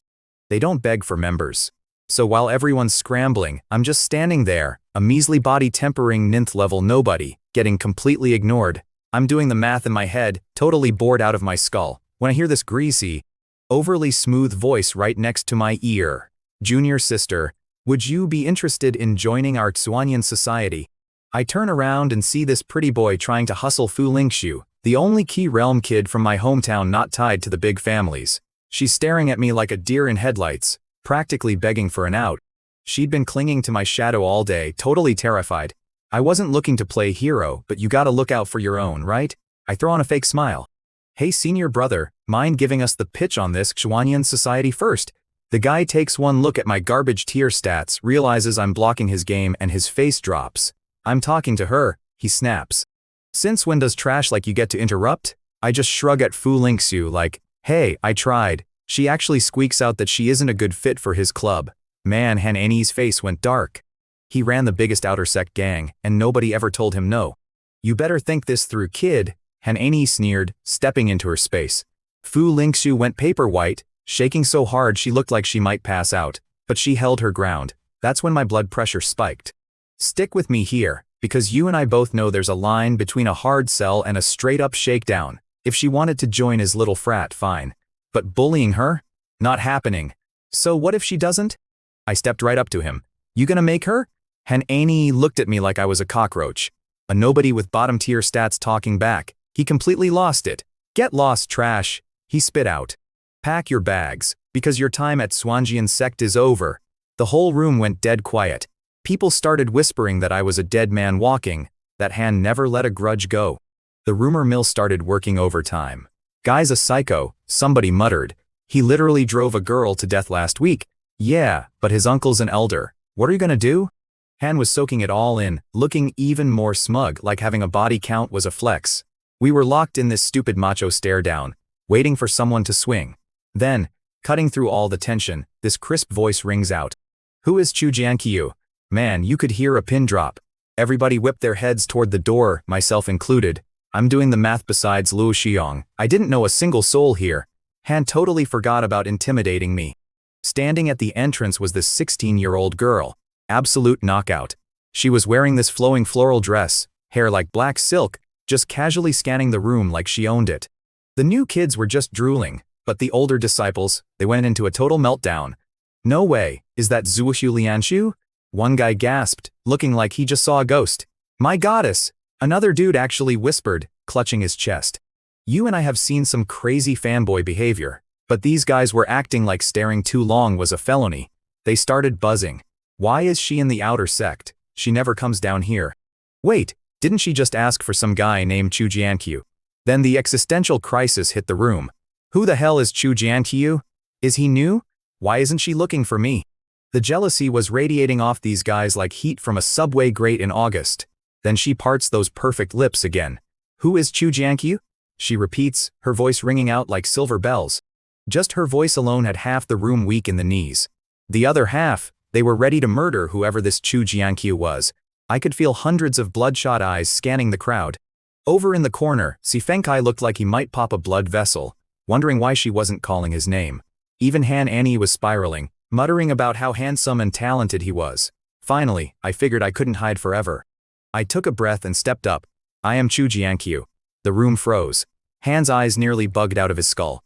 The goddess came for this garbage tier scrub. Si Fengkai looked like he'd been hit by a truck. He was so incredibly jealous he actually shoved his way to the front, flashing this slimy smile. Miss, you must be mistaken. He's just trash. I'm Si Fengkai, top tier bloodline, 3rd level key realm. So get this, Si Fengkai is puffing his chest out like a pigeon, bragging about his bloodline. He actually thinks he is God's gift to women because he hit martial key realm level 3. I am doing the math in my head. Level 3? The older guys are looking at him like he is a total clown because they know who this girl is. To her, his stats are basically garbage. She just scrunches up her nose, completely ghosts the guy, and walks right up to me with a massive smile. She looks me up and down, deciding I am not terrible to look at, and says, "So you are Chu Jiankyu?" I nod, tell her, "Yeah, that is me." Then she asks about some token her master gave me. It takes me a second, but I remember the one that lady in black handed me back in Tianshui City. I dig it out and ask if it is the one she means. She checks the token and nods. Just like that, I am officially the junior disciple of the fourth peak of the Xuan Sword sect. She introduces herself as Zuoqiu Lianzhu, but heavily insists I call her senior sister Zuoqiu. I am doing the math, and this girl is easily 2 years younger than me. But sect rules are based on when you join, not your age. I swallow my pride and say, yes, senior sister Zuoqiu. She lights up, grabs my hand, and starts dragging me out. I can literally feel the laser beams burning into my back from every guy in the room. If jealousy was actual fire, I would be an ash pile. I hit the brakes and tell her to hold up. She looks confused but keeps a death grip on my hand. I give her an awkward smile and say I still have some business to handle. Being dragged around publicly by this girl is putting way too much pressure on me. She gets all hyped up and asks how she can help. I keep it chill, walk up to Hanani, and tell him junior sister Lingxiu does not want to join his little Xuanian society, so he needs to back off. The second I say that, Zuoqiu turns ice cold and snaps at him. Hanani looks like he just saw a ghost. He knows exactly who she is and he knows he is entirely out of his league. He starts stuttering, sweating buckets, swearing he would never force anyone. Zuoqiu tells him to remember his place. Then she looks at Lingxiu and says, if this creep bothers you again, come find me at the fourth peak. And I will literally twist his head off. Hanani is terrified now, because honestly, she could do it and totally get away with it. Lingxiu gets super shy, thanks Zuoqiu, and then thanks me too. Zuoqiu just smiles right at me and asks, alright little junior brother, no more trouble now, right? I shake my head and tell her, yeah, we are all good. Bam, she grabs my hand again and practically hauls me out the door toward the fourth peak like somebody is gonna steal me.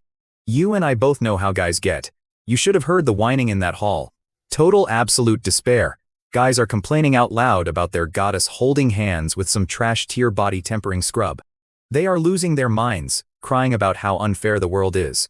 One guy is literally groaning that he spent 10 years working his way up, while I just walk in, snag a direct disciple spot, and steal his dream girl on day one.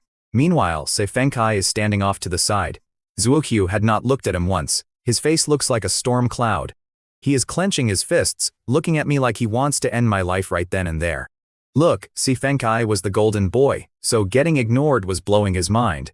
I caught Hanani watching us, a nasty sneer on his face, probably figuring he could use this idiot against me. See, I had embarrassed Hanani earlier, and that guy definitely holds a grudge. I was just gonna wait for my room key before finding the fourth peak, but Zuoqiu Lianzhu dragging me away saved me the headache. She is giving me the grand tour of the Xuanjian sect as we walk. She tells me the best recruits go straight to the inner sect, and the absolute freaks of nature get handpicked by a peak. Then she calls my situation a special exception, but completely dodges explaining what that means. Basically, she says most people get stuck in the outer sect, and if you do not level up from body tempering to true Kai in 1 year, you are scrubbing floors as a menial disciple, which is a death sentence for your career. Let's do some math on this system because it is completely rigged. Being a menial disciple is a dead end. You get 0 resources, and even if you somehow hit the true key realm, the tests to get your status back are a nightmare. It is their way of punishing you for wasting time. To climb from outer to inner sect, you gotta hit at the 6th level of true key. If you start inner and do not hit that level in 10 years, boom, demoted. Direct disciples are pulled from the inner sect, but only after they hit the Huahai realm. And hitting Huahai just gets you an interview. Passing the actual test is brutal. Jumping straight to direct disciple on day 1? That happens maybe once a century. But here is the wild part she conveniently left out. In the entire 1,000-year history of the Xuanjian sect, I was literally the only guy drafted to the 4th peak before even signing the paperwork. I could literally feel the cold sweat breaking out on my forehead. I looked at her and asked if she was already at the Huahai realm. She gives me this massive, beaming smile and goes, "What else did you expect?" I wiped my face, completely blown away. I mean, we are talking about a Huahai expert who is what, 15, 16 years old. That is not even human. The kind of monsters these big sects produce is terrifying. She sees me panicking and laughs, saying her situation is different since she grew up training under Master. So I carefully ask what level Master is at. Man, she looked at me like I had rocks in my head. She tells me Master is at the Yuandan realm, acting like I was an idiot for thinking otherwise. I felt my face get hot, because I totally thought the lady in black was just Huahai. Then Lianzhu drops another bomb. The sect has 7 peaks, but ours is special. Master only had 2 students total. With me, there are exactly 4 people on the whole mountain. My brain was doing backflips. 4 people. I stammered out. I did the math real quick, and the terrifying part was not the small roster, it was that I was the only guy on the entire mountain. She scrunches up her nose and tells me they do not keep permanent servants because they hate the noise, just some temps to clean up. She even smirks and asks if my spoiled rich kid self wants her to hire some pretty maids for me. You and I both know when a deal sounds too good, it is absolutely a trap. I frantically waved my hands and declined. No matter how sweet she sounded, taking that bait would end with me in a shallow grave. Figuring everyone here was a little unhinged, I asked what I should avoid doing around the senior sister. Lianzhu gives me this weird cryptic look. This mountain peak had plenty of fancy pavilions, but it was basically a ghost town compared to the absolute zoo at the outer gate. My guide, Lianzhu, drags me halfway up the mountain to a massive hall, pushes open a door, and smirks. You stay here. I walk in, take one sniff, and freeze. It smells like straight-up perfume and face powder. I point at the bed, sweating bullets. I am living here? She laughs this evil little laugh. Where else? You want to bunk with the master? I wave my hands frantically. Nope, I am good right here. She tells me she lives right next door, tells me to go explore the classes, and then literally vanishes. Poof. And I am just standing there, totally weirded out, because she looked way too eager to ditch me in this specific room. I do a quick lap around the room. Aside from the floral scent and the weirdly delicate furniture, everything seemed normal. I figured, hey, this peak is an all-girls club, so obviously the interior design is gonna lean a little feminine. I shake my head, drop my bags, and tell myself to chill out. What I did not know yet was that Lianzhu was hiding outside in a pavilion, laughing her head off at me. Meanwhile, you and I need to jump over to the main peak, where the bigwigs are having their 10-year recruitment board meeting. Every peak master is there, -1. But the guy from the 3rd peak, Tang Yushan, is literally falling asleep listening to the scout reports. In his mind, my incoming class was an absolute joke, without a single standout kid worth their time. See, 10 years ago they snagged a kid with an Earth grade bloodline, which is huge. This year, best they got was a mysterious bloodline, basically a participation trophy. The bosses are literally grabbing their coats to leave when it comes to my hometown's report. Tianshui Commandery, we are the absolute sticks.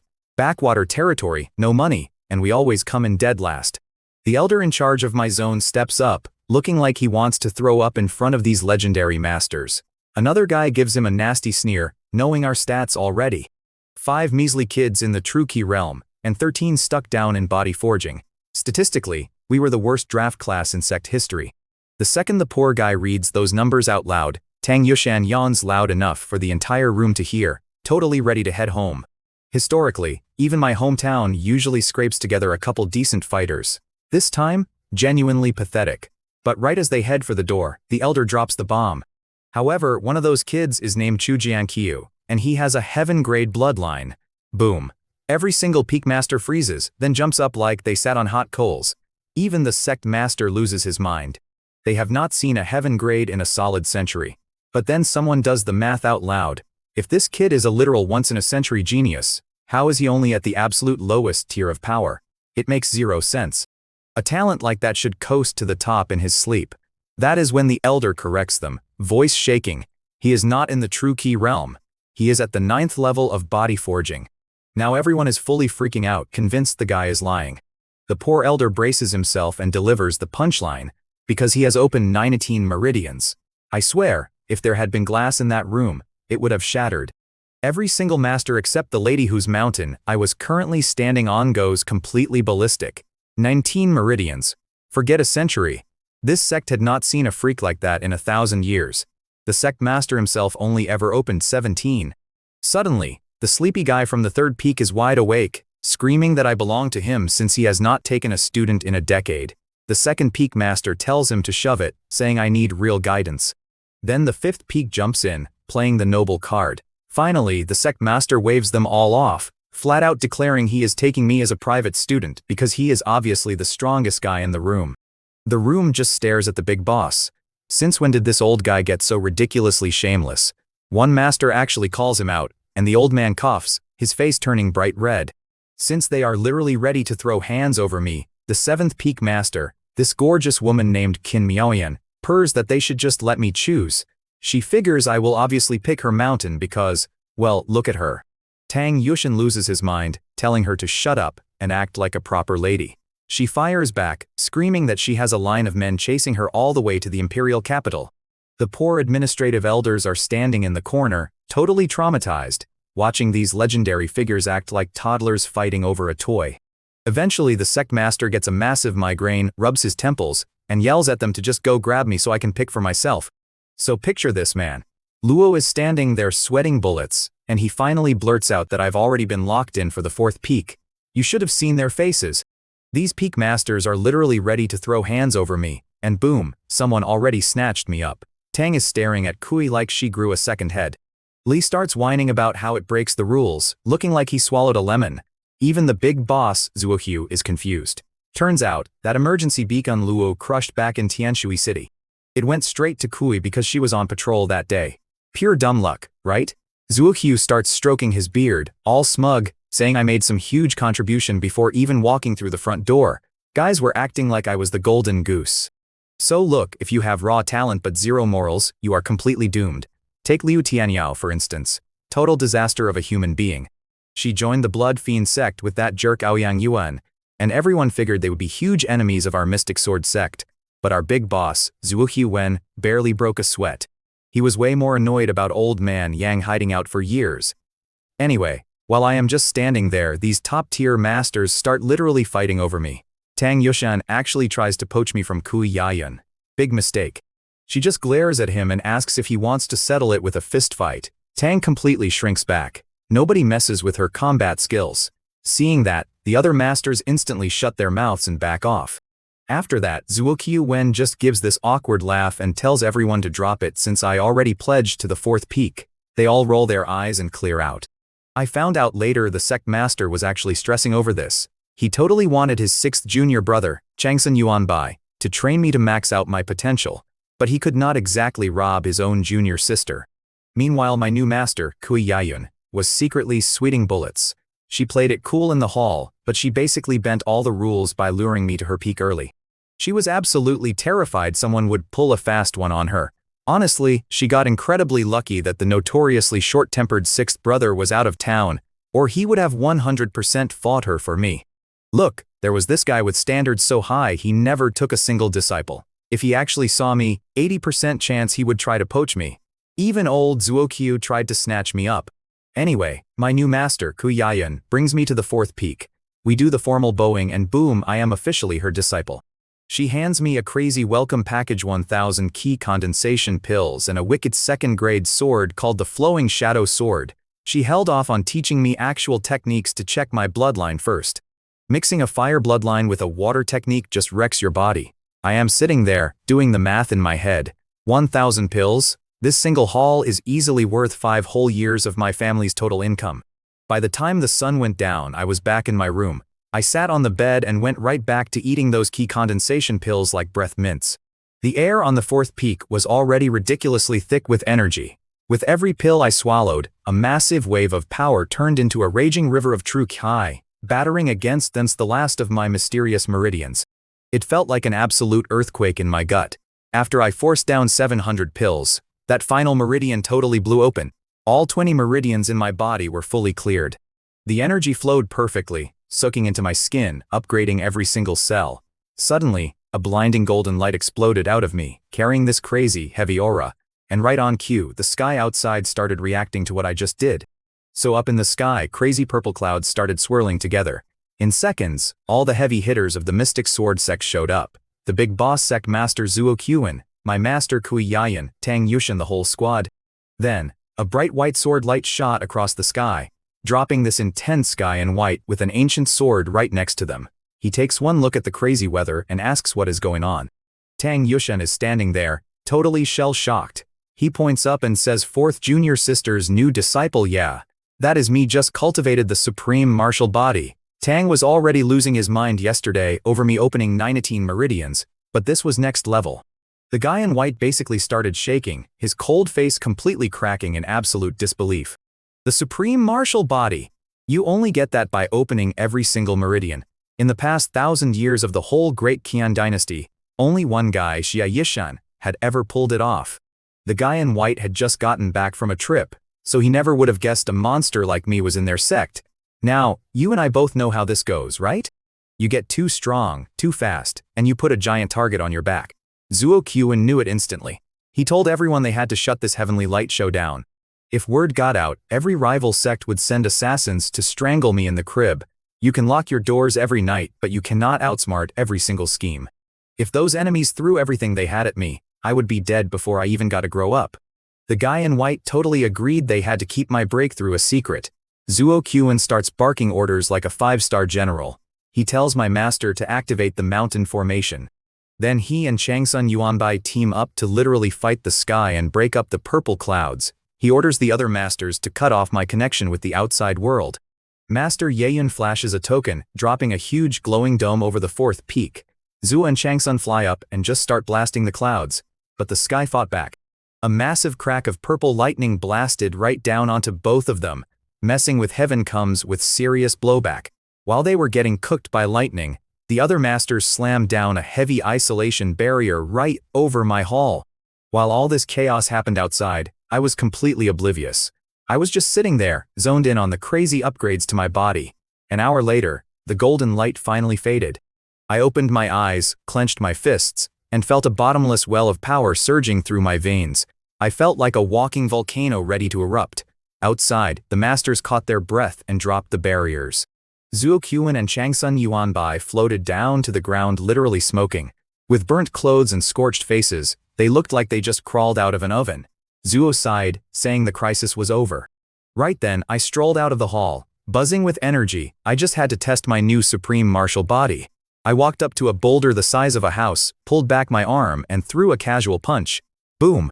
Now, picture this. You and I are going to unpack just how crazy my strength got. I walked up to a boulder the size of a 2-story house and threw a casual punch. A massive crash, and it is absolutely pulverized into dust. I stood there staring at my own hands like a complete idiot. I did not even use an ounce of true ki, just pure physical muscle. A hit like that would turn a true ki realm fighter into literal paste. But here is the funny part. I had no idea the 7 strongest people in the sect were floating up in the sky, spying on me. They were absolutely losing their minds. I was only at the 9th level of body tempering, but my baseline power was miles beyond what they had at my age. Suddenly, the always angry Changsun Yuanbai forces this creepy smile and asks my master to chat. My master immediately gets defensive.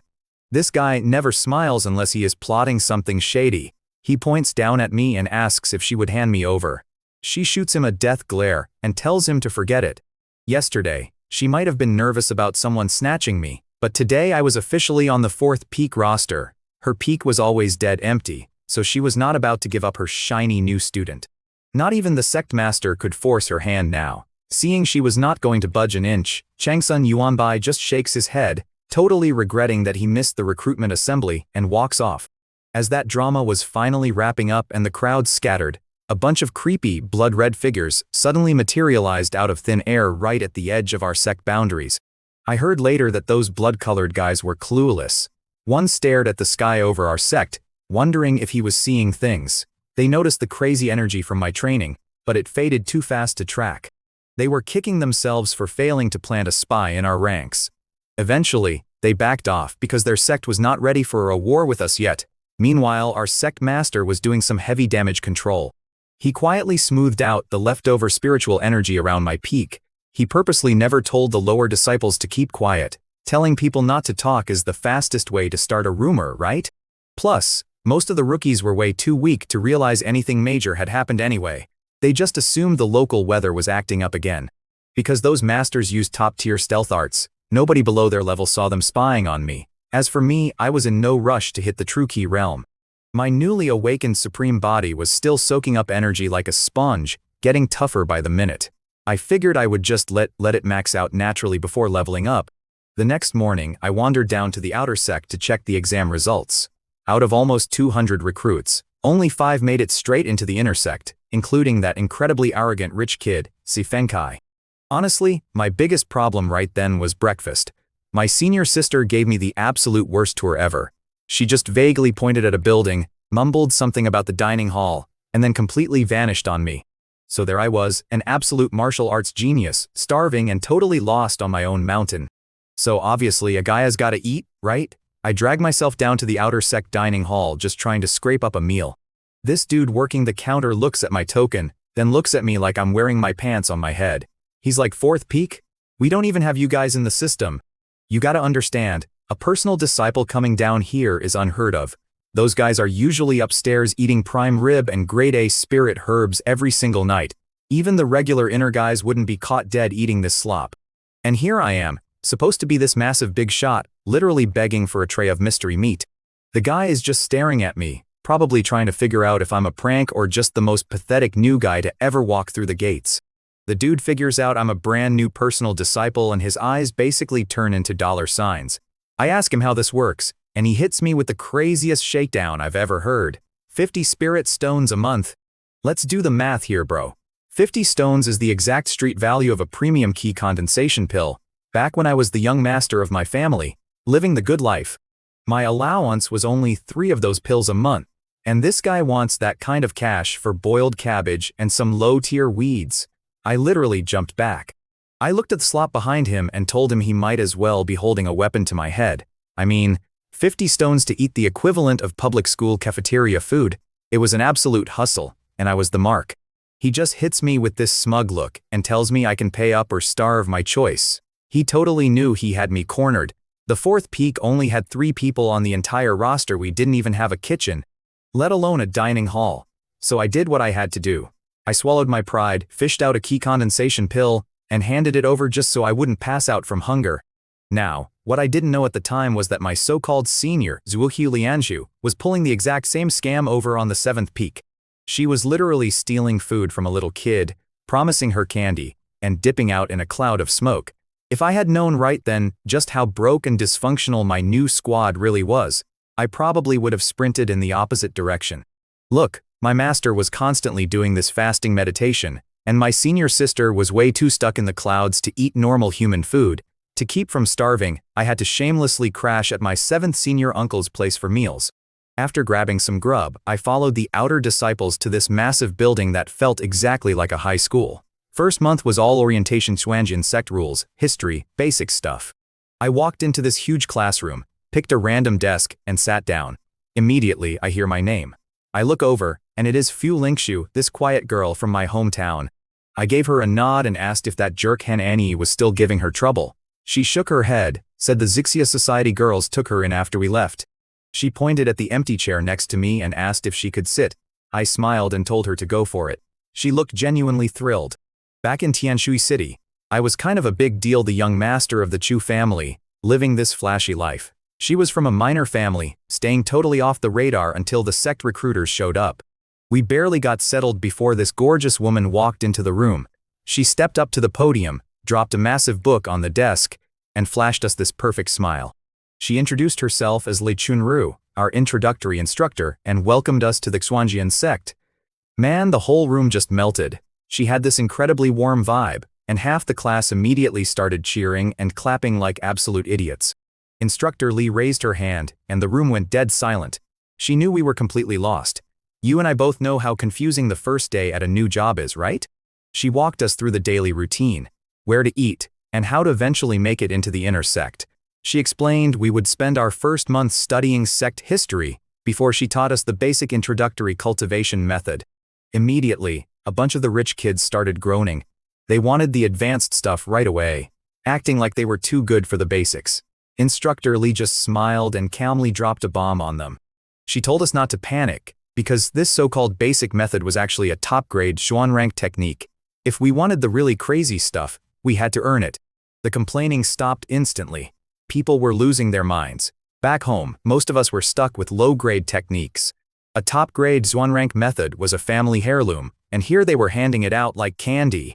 Someone yelled out, asking how exactly we get into the inner sect. If the outer sect was this good, the inner sect had to be insane. Instructor Lee smiled and said we needed to hit the 6th level of the True Key realm. That made sense. But then she added we also needed 6 credit points. The room just stared at her. Credit points? I was doing the math in my head, completely lost. She patiently explained that we actually had to pass our class exams to earn them.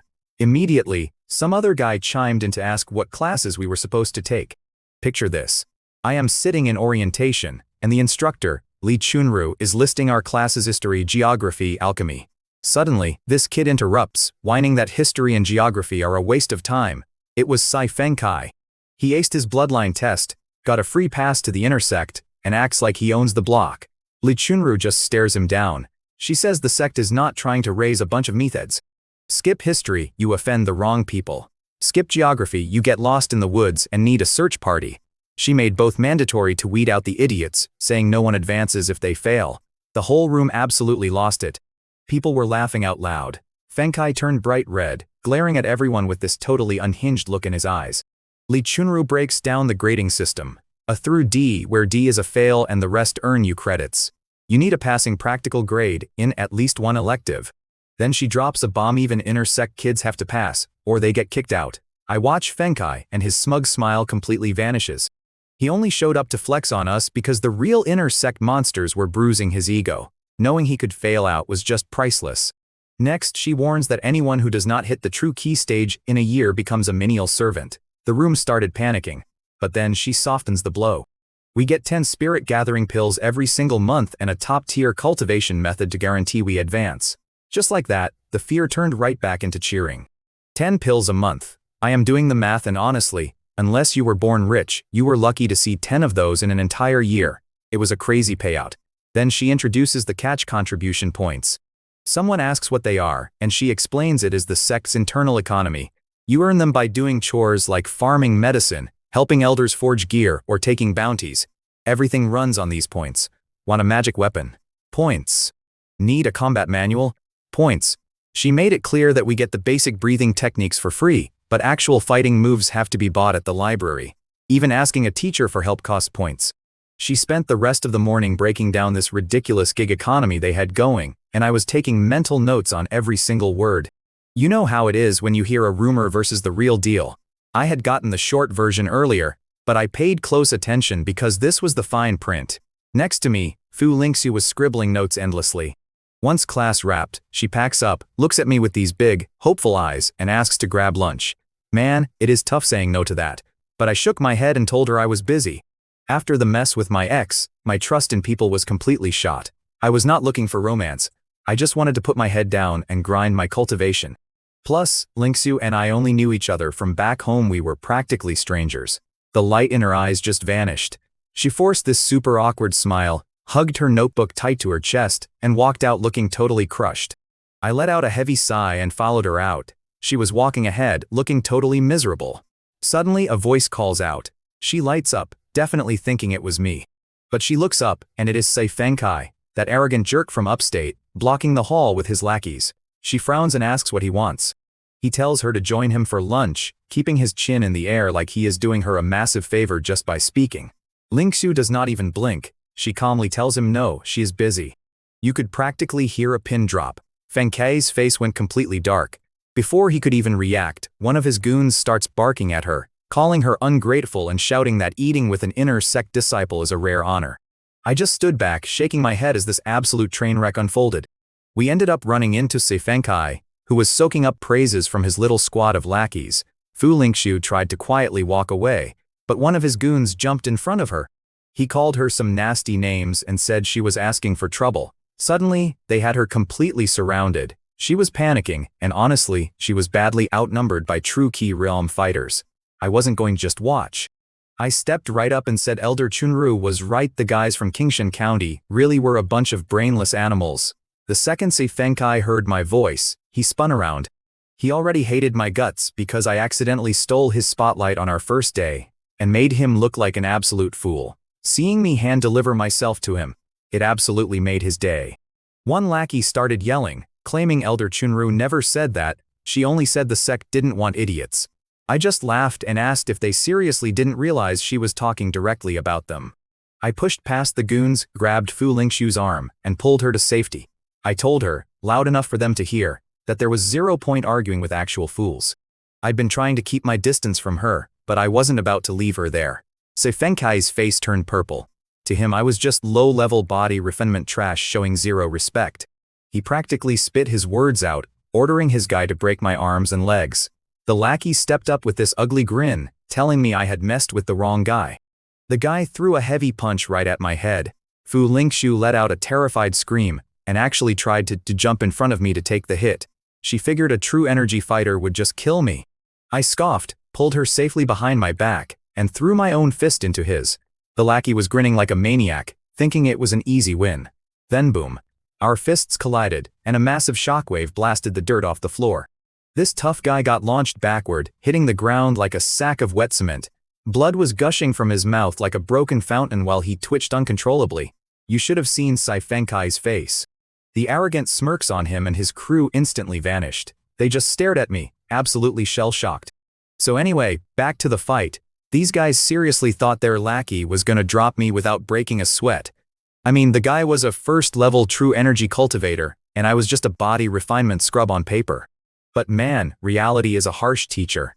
I threw one punch, just one, and sent this dude launching through the air like a ragdoll. The whole courtyard went dead silent. Everyone was looking at me like I had just grown wings.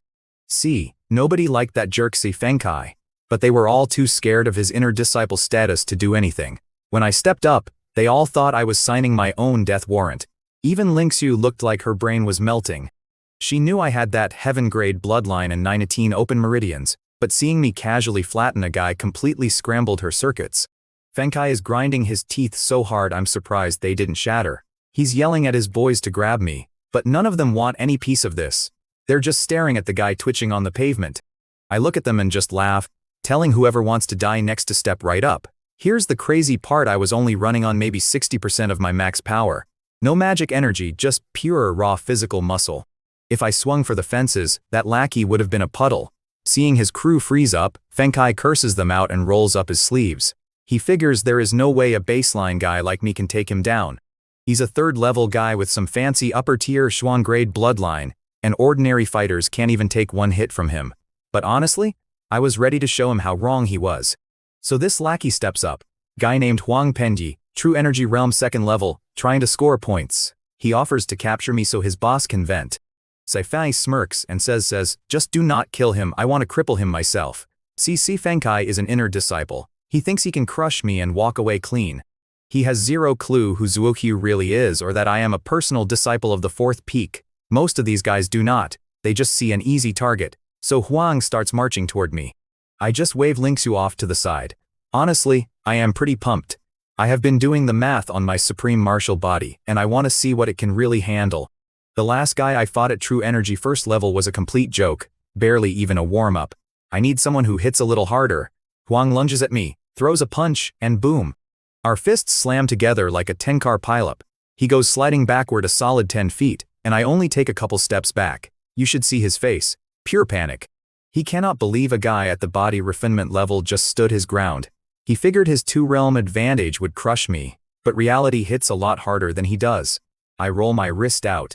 I only put 80% into that punch. Finally, a decent workout. I yell at him to take one of my hits, and I launch myself forward.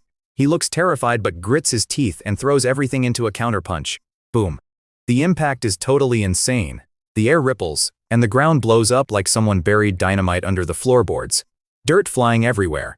Huang gets launched back 100 feet like a ragdoll. I am pretty sure half his ribs are busted. Honestly, I almost feel bad for the guy. Almost. I step back, shaking out my knuckles. I had just laid out his buddy with a single punch. I do the math in my head. My true Kai is 0, but my raw physical strength is enough to completely wreck a level 3 key transformation guy. His lackeys are crawling backward, terrified. If I can one-shot their best fighter, they definitely do not want a piece of me. Sai Fenkai looks like he might pop a blood vessel. I just humiliated him, so he has to step up or lose his street cred. He shakes out his fancy robes, getting ready to jump in. He can tell I am all muscle and no magic, and since he is an elite bloodline fighter, he thinks it is an easy win. He is winding up when a bunch of guys in serious uniforms drop out of nowhere. Boom. The Swan Sword Sect Law Hall enforcement team just crashed our little party. Stick with me here, because this is where it gets good.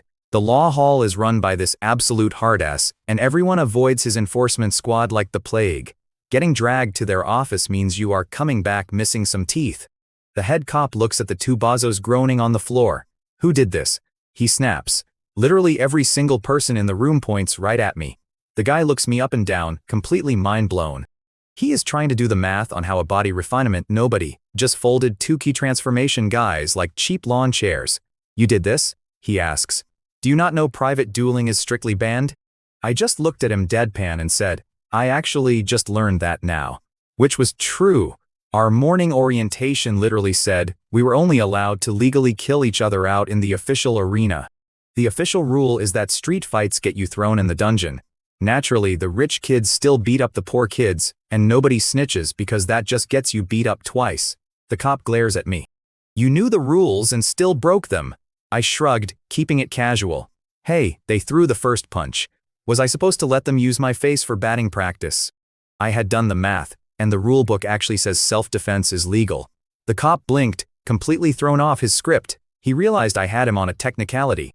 Which meant those two idiots didn't just get their teeth kicked in for free, they were going to jail for bullying a freshman. What exactly went down here? He sighed.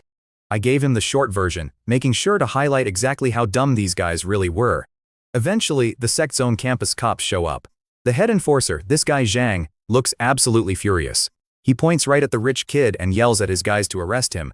Feng Kai just laughs in his face. I am an inner disciple. Do you know who I am? He sneers. Zhang is ready to drag him away anyway. But then one of the other enforcers, this guy with a real delicate face, tugs on Zhang's sleeve.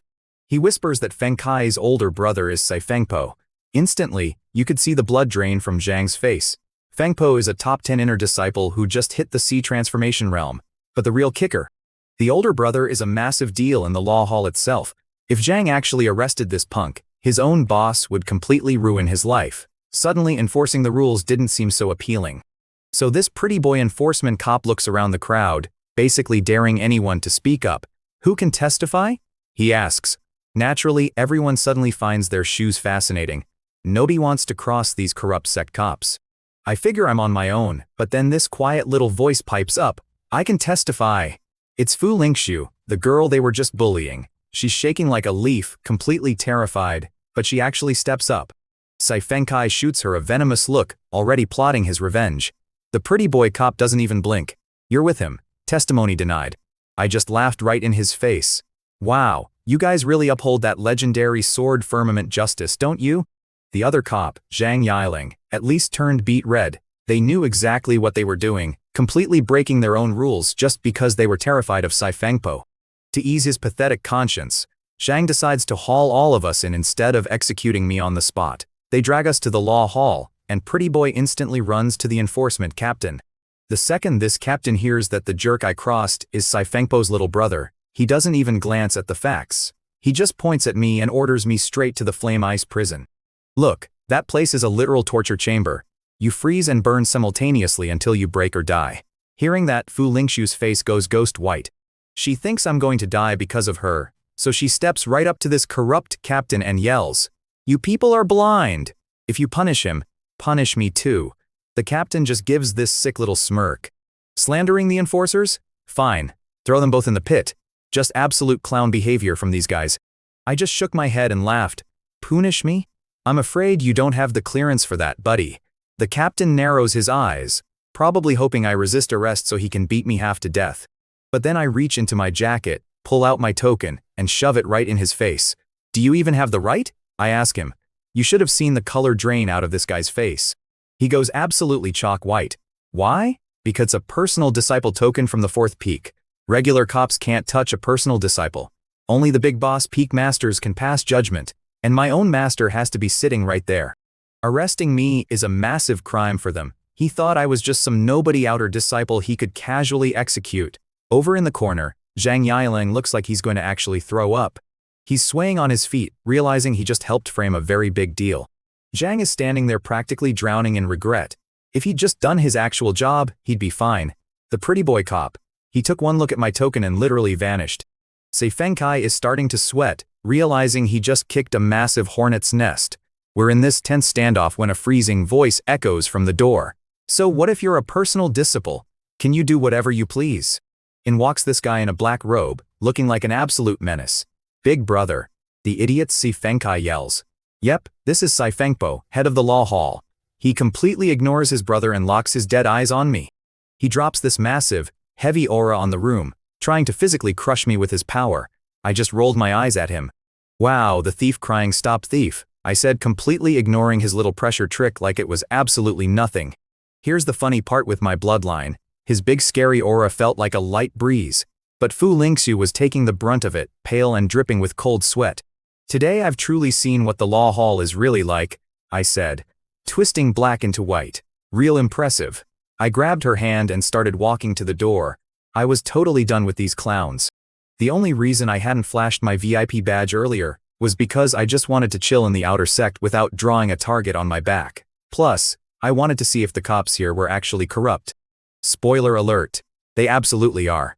As I'm walking, Si Fengpo barks, "The law hall isn't a place you can just walk out of." I stopped, looked over my shoulder and smirked. "Oh, you gonna throw me in prison?" He points right at the girl. "I'll let the elders deal with you, but she stays." He figured he'd save face by torturing the poor girl instead. "Nice try, pal." I held up my token and said, deadpan, "You can try." Right then, the token started glowing. If this thing fully activates, it sends an SOS straight to the 4th peak. And let me tell you, the people on my peak, absolute lunatics. My master would show up and literally tear this building down.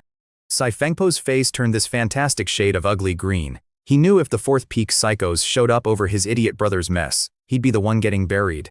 So he just stood there, grinding his teeth, totally powerless as I walked Fu Lingxiu right out the front door.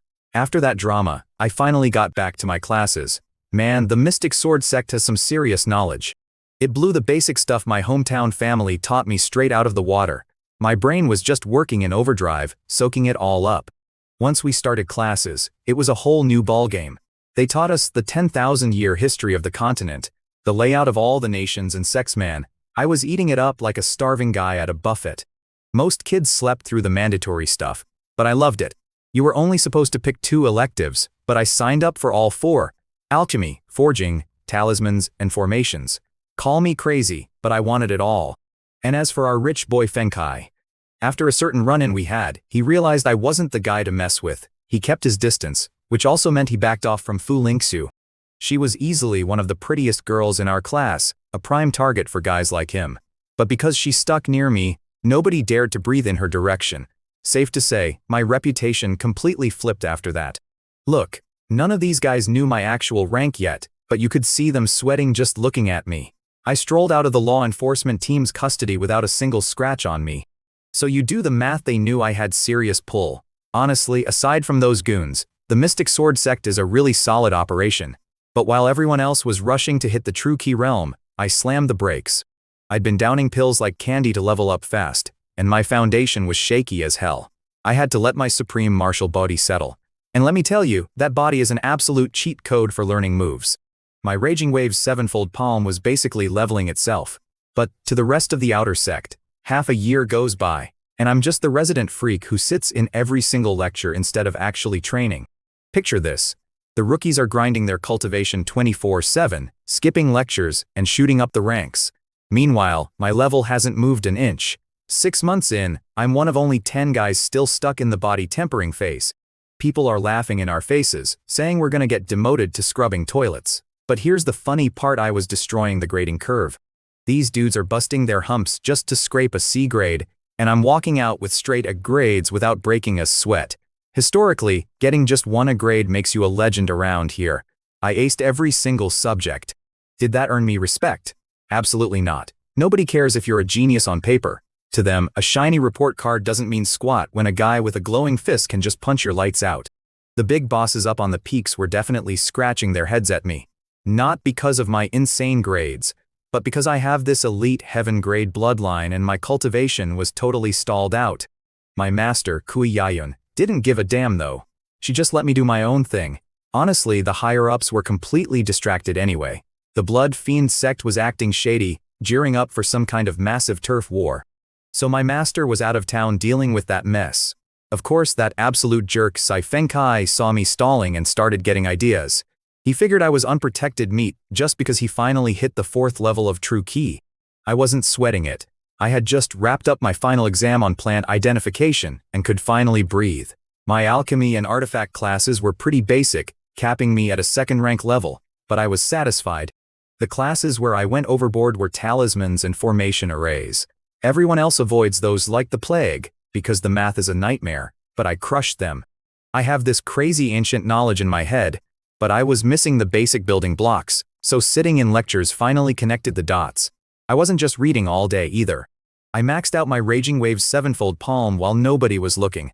Honestly, I barely even saw Zuoxiu Lianxiu around. My master would basically do a drive-by, chuck some pills at me, and vanish.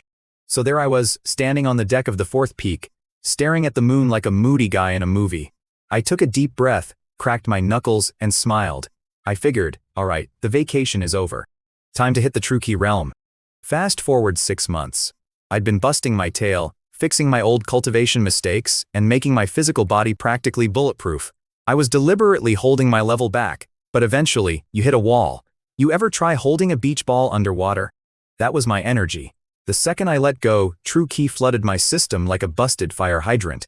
My Danshin went from a 10-mile radius to 100 miles in 30 minutes flat.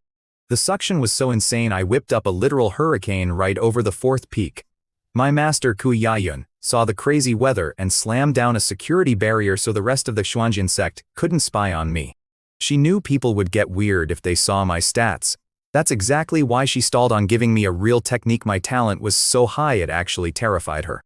My Dantian finally caps out at 100 miles across. Great, right? Except the extra True Key starts ripping through my veins and literally blasts out of my pores. Boom, boom. The ground under my feet detonated like I was standing in an active minefield. Rocks flew everywhere like shrapnel. Finally, the whole floor gives out, and I drop straight into a 30-foot crater. I eventually crawled out of that hole, looking like I just lost a fight with a cement mixer. I just stood there staring at the destruction. I knew leveling up would make some noise, but turning the yard into a war zone? Didn't see that coming. Thank God I went outside. If I'd done this in my bedroom, I would have vaporized the entire building. I just felt my supersized Danshin humming and laughed like an idiot. What else can you do? Most guys hit the True Key realm and their Danshin is about a single li wide. Mine? It was like staring into the Grand Canyon. Sure, I could hold a ridiculous amount of True Ki, but the math was terrifying. I'm standing there calculating it to hit the next level. I needed 100 times the resources of a normal guy. Even with my Chaos Heavenly Emperor art sucking in spiritual Ki like a vacuum, the air just didn't have enough juice. I'd have to start eating spirit stones for breakfast to keep up. Meanwhile, my master, Kui Yayun, was staring at the 30-foot crater I'd just blasted into the dirt. I could tell she was completely blown away. I was only at the first level. She was supposed to hand me a new technique, but she definitely figured I had stumbled onto some secret inheritance. Instead of teaching me, she decided to just sit back and watch me for a bit. I could see the gears turning in her head. If I had some legendary inheritance, a basic sect manual would just mess up my flow. But if I was purely talented, leaving me with dusty family techniques was a waste. She decided to hold off until the Blood Fiend sect mess blew over. Honestly, I had my own problems. Back in my room, I sat down and ran the numbers.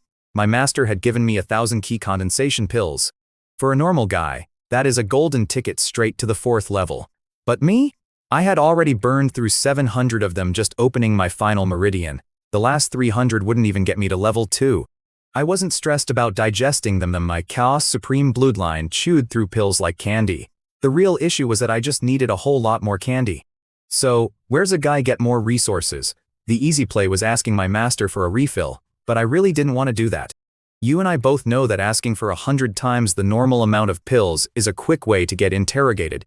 Plus, I hadn't done anything useful for her yet, and I hate holding my hand out for freebies. I wanted to earn my keep with a clear conscience. In the Swan Sword sect, the currency of choice is contribution points. I had spent the last 6 months watching new recruits hustle for those things. So, the next morning, I walked over to the mission hall. The place was absolutely massive. You could easily fit several thousand people in there. Even then, there were already a few hundred outer and inner sect disciples swarming the floor, looking for their next paycheck. The walls of the hall were covered in giant, glowing light screens packed with missions. I watched the stewards punch details into a mirror artifact in the center of the room, and boom, the text popped up on the walls. It was wild to see. The jobs were split into 4 tiers, from A down to D. D tier gigs were basic grunt work like picking herbs or mining rocks for a handful of points. C tier bumped the pay over 10 points, but you had to hunt demonic beasts. B tier handed out hundreds of points, but they were a death wish for anyone outside the inner sect. And A tier? Unless you were in the C transformation realm, taking one of those was literally signing your own death warrant. I scanned the boards and immediately blew past the D tier tasks. They were way too boring, and honestly the pay was an absolute joke. My eyes locked onto a C-tier job to hunt a blood python down in Zunlian City, 1,000 lay away. This massive snake had taken over Mount Wohu, turning a major trade route into a total slaughterhouse. The local city lord, Di Hegwang, sent his troops up the mountain to kill it, but that went exactly as poorly as you'd expect. The snake just got a free buffet. Since his small town lacked heavy hitters, the guy begged our sect for a bailout. I did the math in my head. The board ranked the beast on par with a 5th-level True Key Realm fighter. With my current setup, I felt pretty confident about my odds in a straight fight. Plus, the payout was a fat 90 contribution points, which is massive for a C-tier job. I figured it was definitely worth the road trip. Right as I reached out to claim the job, the text vanished. Someone had beaten me to the punch. Unbelievable. Before I could get mad, I heard a familiar voice. "Senior Brother Chu, you're here too." I spun around and saw Fu Lingxiu with some girls from the Zixia Society. I nodded, asking if they were grabbing a job too. She beamed, saying their sister Wan was taking them on a training run, and they had just snagged a C-tier mission. Over the last 6 months, I had buried myself in outer sect classes. Lingxiu tried keeping up early on, but burned out. She figured hitting the books was useless when raw power rules this world. It paid off for her, too. She was already hitting the bottleneck of the 2nd level of the True Key realm, but hearing about her mission left me totally stunned. What were the odds they just snatched my target? Later, Fu Lingxiu asks how I knew she took the mission to hunt that blood python up in Zunlian City. I shrugged and called it a lucky guess. I couldn't exactly tell her I was planning to take that same bounty. That snake was a level 5 True Key boss. If I admitted I was doing the math on soloing it, they'd just call me an arrogant headcase. But this girl next to her, Simon Yiliu, who always looked like she just smelled bad milk, started mocking me anyway. Wan Shuiying, the president of their club, stepped in and apologized for her friend's mouth. I waved it off. If Lingxiu wasn't in their group, I wouldn't even give them the time of day. Even after getting told off, Simon muttered that I was just trash with good test scores. Yeah, whatever. Tell that to the massive crater in my front yard. So picture this. There is this girl, Zemin Yiliu. She dragged herself through pharmacology for 3 whole years, bombed the test 3 times, and barely scraped a C. I cracked the books for 6 months and ace it with a perfect score. Naturally, she wants me dead.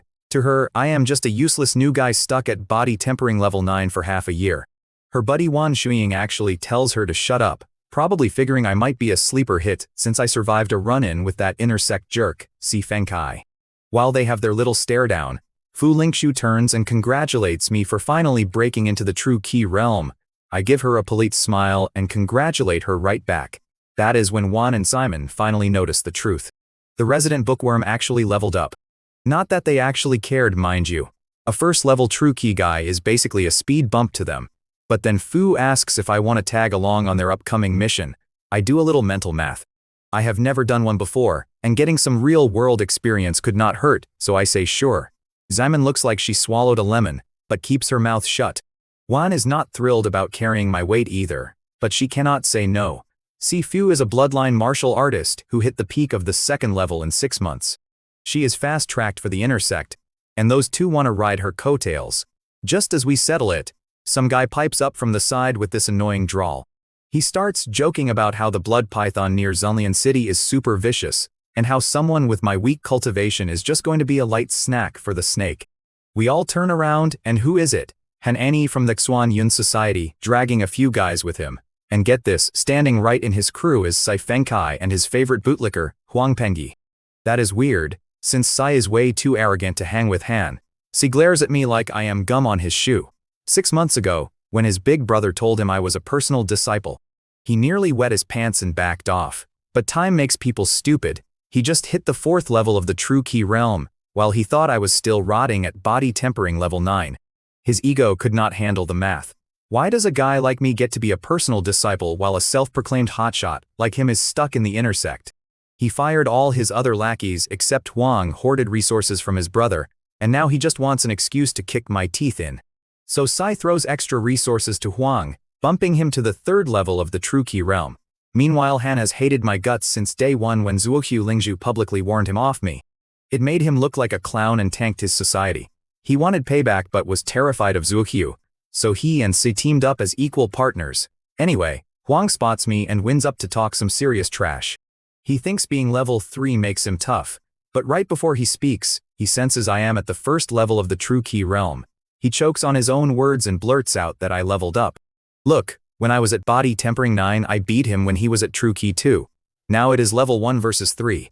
The math still heavily favors me thrashing him. I just give him a smirk and tell him, not bad, you are quite observant. Huang actually takes a step back, completely spooked just from me glancing at him. Sai loses it and yells at his boy to stop screaming. He still thinks I am a joke. In his head, he has a 3-realm advantage and a fancy bloodline, so there is 0 chance I can touch him. I do not even bother acknowledging Han and his cheap taunts. To me, the guy is a clown. Honestly, people like Han are way worse than Sai. At least, Sai hates you right to your face. Han is the type to smile while sticking a knife in your back.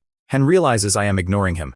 You can see this flash of pure murder in his eyes, but he covers it up fast. He turns to Wan and suggests that their society and ours team up to hunt the blood pythons at Wuhu Mountain.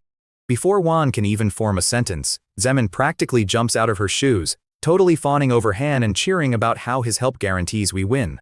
I watched Wan Shuing's face completely drop. Han Annie was bad news, straight up. The guy had already messed with half the girls in her Zixia society, but because his uncle was a big shot elder, everyone just had to eat it. He was smiling this greasy smile at her, but his eyes were pure poison. You gotta understand the math here, man. Wan Shuing was at the 5th level of the true key realm. It took her 10 brutal years just to get there from level 1. Breaking into level 6, forget about it. Meanwhile, you got trust fund kids like Sai Fengkai walking in with unlimited resources, leveling up while they sleep. Us regular guys. We hit a wall. 1 level can stall you out for 15 years. So yeah, she absolutely could not afford to tick off a guy whose uncle held all the cards. Guess we're traveling together, she finally muttered. Han Annie looked way too pleased with himself. He nodded, told everyone to pack up for an early morning start, and led his crew out. But right before he walked out the door, he shot me this look. Just pure, ice-cold garbage. I actually laughed. I really wanted to see what kind of dumb stunt this guy was planning. Wan Shuing took her girls to prep for the Wuhu Mountain blood python, basically a level 5 heavyweight. But Fu Lingxiu hung back. She was wringing her hands, looking at me like I was already a ghost.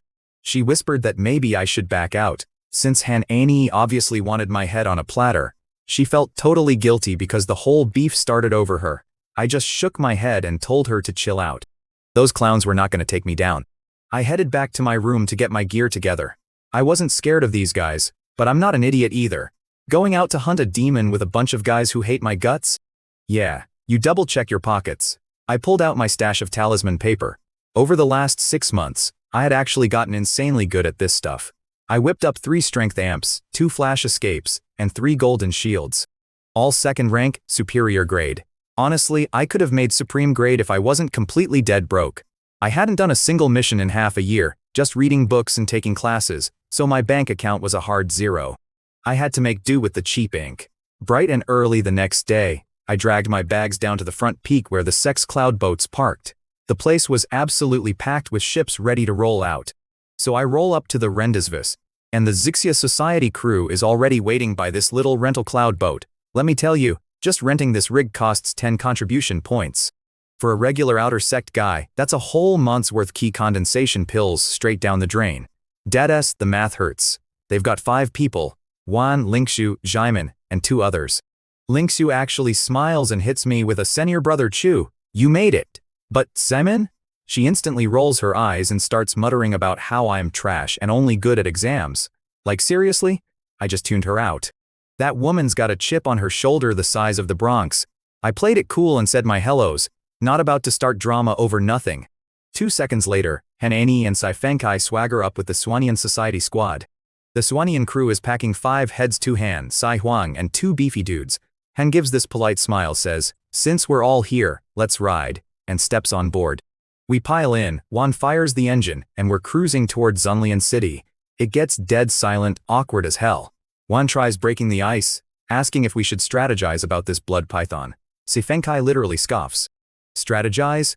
Just chop it. It's a basic python, bro. This kid is only 4th level true key, but acts invincible because of his Xuan grade bloodline. Thinks he can body a 5th level guy no sweat. One of his boys hypes him up, claiming we could take a 6th level beast. Han shuts it down fast. Let's not be stupid, she says, giving me a hard side eye. Everyone lay out your stats so we know what we're working with. Even Sai kept his mouth shut after that. Saifenkai puffs his chest out like a pigeon in Central Park. I'm 4th level, he brags. But with my Xuan grade bloodline and this mid-grade tier 2 blazing flame blade, I can flat out drop a 5th level fighter. Listen to me, you could actually feel the temperature drop. Wan and Han are the only 5th level fighters on this boat. This kid basically just told our 2 bosses he could slice them in half. The disrespect is wild. Wan hits him with that sweet, poisonous sarcasm. Can't wait to see that, junior brother. Then she lists her own gear. 5th level, low-grade tier 2 bow, 3 armor-piercing arrows. Took her 10 years of saving every single point for that bow. 10 years. Meanwhile, Sai gets handed better gear day 1 because his older brother has juice. That's the reality. If you don't have a loaded family backing you up, you're taking the stairs while these rich kids take the elevator. Guys have definitely tried to buy Wan's attention, if you catch my drift, but she'd rather grind it out the hard way than sell out. Gotta respect that. Then Han chimes in. 5th level, mid-grade tier 2 sword, plus 3 ice ceiling talismans. Her uncle's an elder, so she's definitely not hurting for cash. Next up is Zyman, looking entirely too smug for a 4th level fighter. She flexes this low-grade tier 2 needle set and a Gale talisman. She's been cozying up to some intersect guy who bought them for her. Honestly, her gear is better than Wan's, which is her whole goal. She hates Wan and wants to be the boss. She gives Wan this nasty little smirk, then pivots her crazy eyes right to me. And what exactly are you bringing to the table, junior brother Chu? I just sighed. Dadas, what is her problem with me? I threw my hands up. Look, we all know I literally just hit the True Key realm like 2 days ago. Right on cue, Zemin Yilyu let out this loud, snarky laugh. I just looked at her dead serious and listed it out. Sure, my cultivation was a little low, but I literally aced every single subject. Talismans, formations, alchemy, medicine, you name it. Perfect scores. The whole dock went dead silent for a second, and then they completely lost it. They were howling. See, people out here think if you try to learn everything, you master nothing. Formations and talismans are supposed to be the hardest things in the world, and most geniuses wash out on day 1. To them, raw muscle is the only thing that pays the rent in this crazy world. Everything else is just a hobby. But while they were cracking up, Zemin Yilyu's face was turning purple. I had accidentally hit a nerve. See, she spent 3 whole years studying plant identification and barely scraped a C grade. I studied it for 6 months and totally smoked her. To make it worse, the professor for that plant class had actually stood up and compared her to me in front of everyone. Absolute emotional damage. She glared at me like she wanted to set me on fire, but she kept her mouth shut. I just let the rest of them keep laughing. It didn't bother me one bit. We finally piled into the cloud boat and eventually touched down over in Zunlian City. And man, they laid out the red carpet. City Lord Di Haiguang and all the local rich guys had built this massive wooden stage, just waiting for us. Di Haiguang starts bowing and speechifying, crying about how grateful the city is that the immortals of Xuanjian sect came to save them. Before our actual team leader could say a word, Han Eni steps right up to the front, soaking up the glory like he owned the place. He hijacked the whole show, acting like he was the big hero coming to save the day. So Wan Shuing finally gives up trying to argue with me and just says, "Alright, whatever, let's go." Next thing I know, we're at this massive banquet the local bigwig, Di Haiguang, threw together. These city guys are pulling out all the stops, absolutely kissing the ground my Xuanjian sect classmates walk on. And let me tell you, the guys from the Xuanyun Society are eating it right up, strutting around like they own the joint. Me? I'm miserable. You know how much I hate this fake networking garbage. I'm literally standing near the back, doing the math on how fast I can slip out the side door without anyone noticing. When suddenly this guard bursts in, sweating bullets. He starts screaming that the blood python is back. Says it just wiped out half a village 50 li west of here. 50 li, that's what? Like 15 miles. My exit strategy went right out the window. So picture this. You and I have both seen guys like this at a bar, right? We're all in the main hall, and the news drops. Everyone is completely losing their minds, except Saifenkai. This guy slams his hand on the table, totally riding a high from 3 too many cups of wine and all the locals blowing smoke up his ego. He starts yelling about how this beast is basically begging for death and we need to go slay it right now. And Annie is standing there looking like he just swallowed a lemon because Sai stole his spotlight. But he plays it cool for the crowd. He tells City Lord Di Haiguang to point the way. The Lord assigns this poor soldier to guide us, and Senior Sister Wan Shuing gives the green light. We pile onto this cloud boat, and 50 li, which is, what, about 15 miles, flies by in seconds. We touch down right at the base of Wuhu Mountain, where this thing supposedly sleeps off its meals. We start hiking up the trail, and right around the halfway mark, the hair on the back of my neck stands up. I take one look at the dead, twisted weeds and tell them something is seriously off. Naturally, Xiamen Yu immediately starts running her mouth, asking if little junior brother is already wetting his pants before we even see the thing. I try to explain that the demonic energy baking into the dirt here is way too heavy, but she just rolls her eyes. Then Han Ani chimes in with this fake, smug smile, telling me I can stay behind like a coward and miss out on the reward points. Sifenkai is just whining about missing his victory lap. Even Wan Shuing gives me this look of pure disappointment, like I am just making excuses to back out. Honestly, I couldn't care less what these clowns think. I just turned to junior sister Fu Lingxiu, smiled, and told her she was staying here with me. Without missing a beat, Fu Lingxiu says yes. She knows me better than that. We survived that whole nightmare recruitment test back in Tianshui City together, dodging guys way out of our weight class, so she knows I don't spook easy. If I say we stop, we stop. Well, Han Ani's face just completely freezes. He was trying to bait me into walking into danger, and my staying put totally wrecks his little plan. Xiamen Yiliu absolutely loses her mind, screaming at Lingxiu for taking orders from useless trash like me. Wan Shuing just sighs, waves them off, and says not to force her. You could practically see Wan writing Lingxiu off right then and there, deciding she wasn't worth mentoring anymore. Han is grinding his teeth, but he can't exactly drag me up the hill by my collar. So, the so-called elite squad turns around and keeps marching right into what I already know is a massive, stupid trap. Soon as those idiots are out of earshot, I pull out a flash escape talisman and a golden shield talisman and press them into Lingxiu's hands. She takes one look at them and tries to shove them back, totally freaking out. I mean, I get it, those two pieces of paper combined are worth tens of thousands of spirit stones. That is rent for a lifetime. But I look her dead in the eye and tell her to stop messing around and take them. If she sees even a shadow of a threat, she needs to pop that escape magic and vanish. She realizes I am not staying with her and looks heartbroken. I just laughed and told her that even though senior sister Wan and the rest are being absolute morons, they are still our sect mates. I can't just let a local monster eat them for lunch. I told her I had my own backup plan, turned around, and bolted up the mountain. I could feel her watching me go, probably overthinking the whole thing. I catch up just in time to hear Xiamen Yiliu still whining about me. She is complaining that I am an embarrassment, crying about why Lingxiu hangs out with me. Wan Zhuing finally tells her to zip it because we are nearing the lair. She is giving this whole speech about how we need to be careful even though it's just a regular beast. Right as she finishes, this awful, raspy voice echoes through the trees, asking if they were looking for him. Guys, I am not kidding when I say the forest just erupted in pitch black smoke. Out of the shadows slithers this absolute nightmare. It has a human head on a snake body as thick as a water tower, dragging at least 100 feet of tail behind it. My stomach drops. Every single one of them freezes in pure terror. They thought they were hunting a snake, but this thing is a transformation stage great demon. That is the equivalent of a transformation sea realm heavyweight. Even though it only had the human head so far, half transformed is still way out of their league. Han Ani looks like he is about to pass out, his face completely pale. You can tell he is realizing his little glory trip just bought him a one-way ticket to the afterlife. Saifeng Kai, the guy who wanted to slay the beast 10 minutes ago, he is shaking so hard his armor is rattling. Xiamen Yiliu literally cannot even stand up straight. Wan Shuing is the only one who even tries to keep it together. She draws her weapon and yells for everyone to form up and break out. But the blood python just laughs this cold, hissing laugh. It tells them to take a good look around. The smoke wasn't just for show. This giant snake had set up a massive demonic formation, locking down the entire forest for hundreds of feet in every direction. They were completely trapped, and I was stuck right in the middle of it with them. Picture this, these guys are locked inside this demonic smoke trap with a half-transformed monster, losing their minds.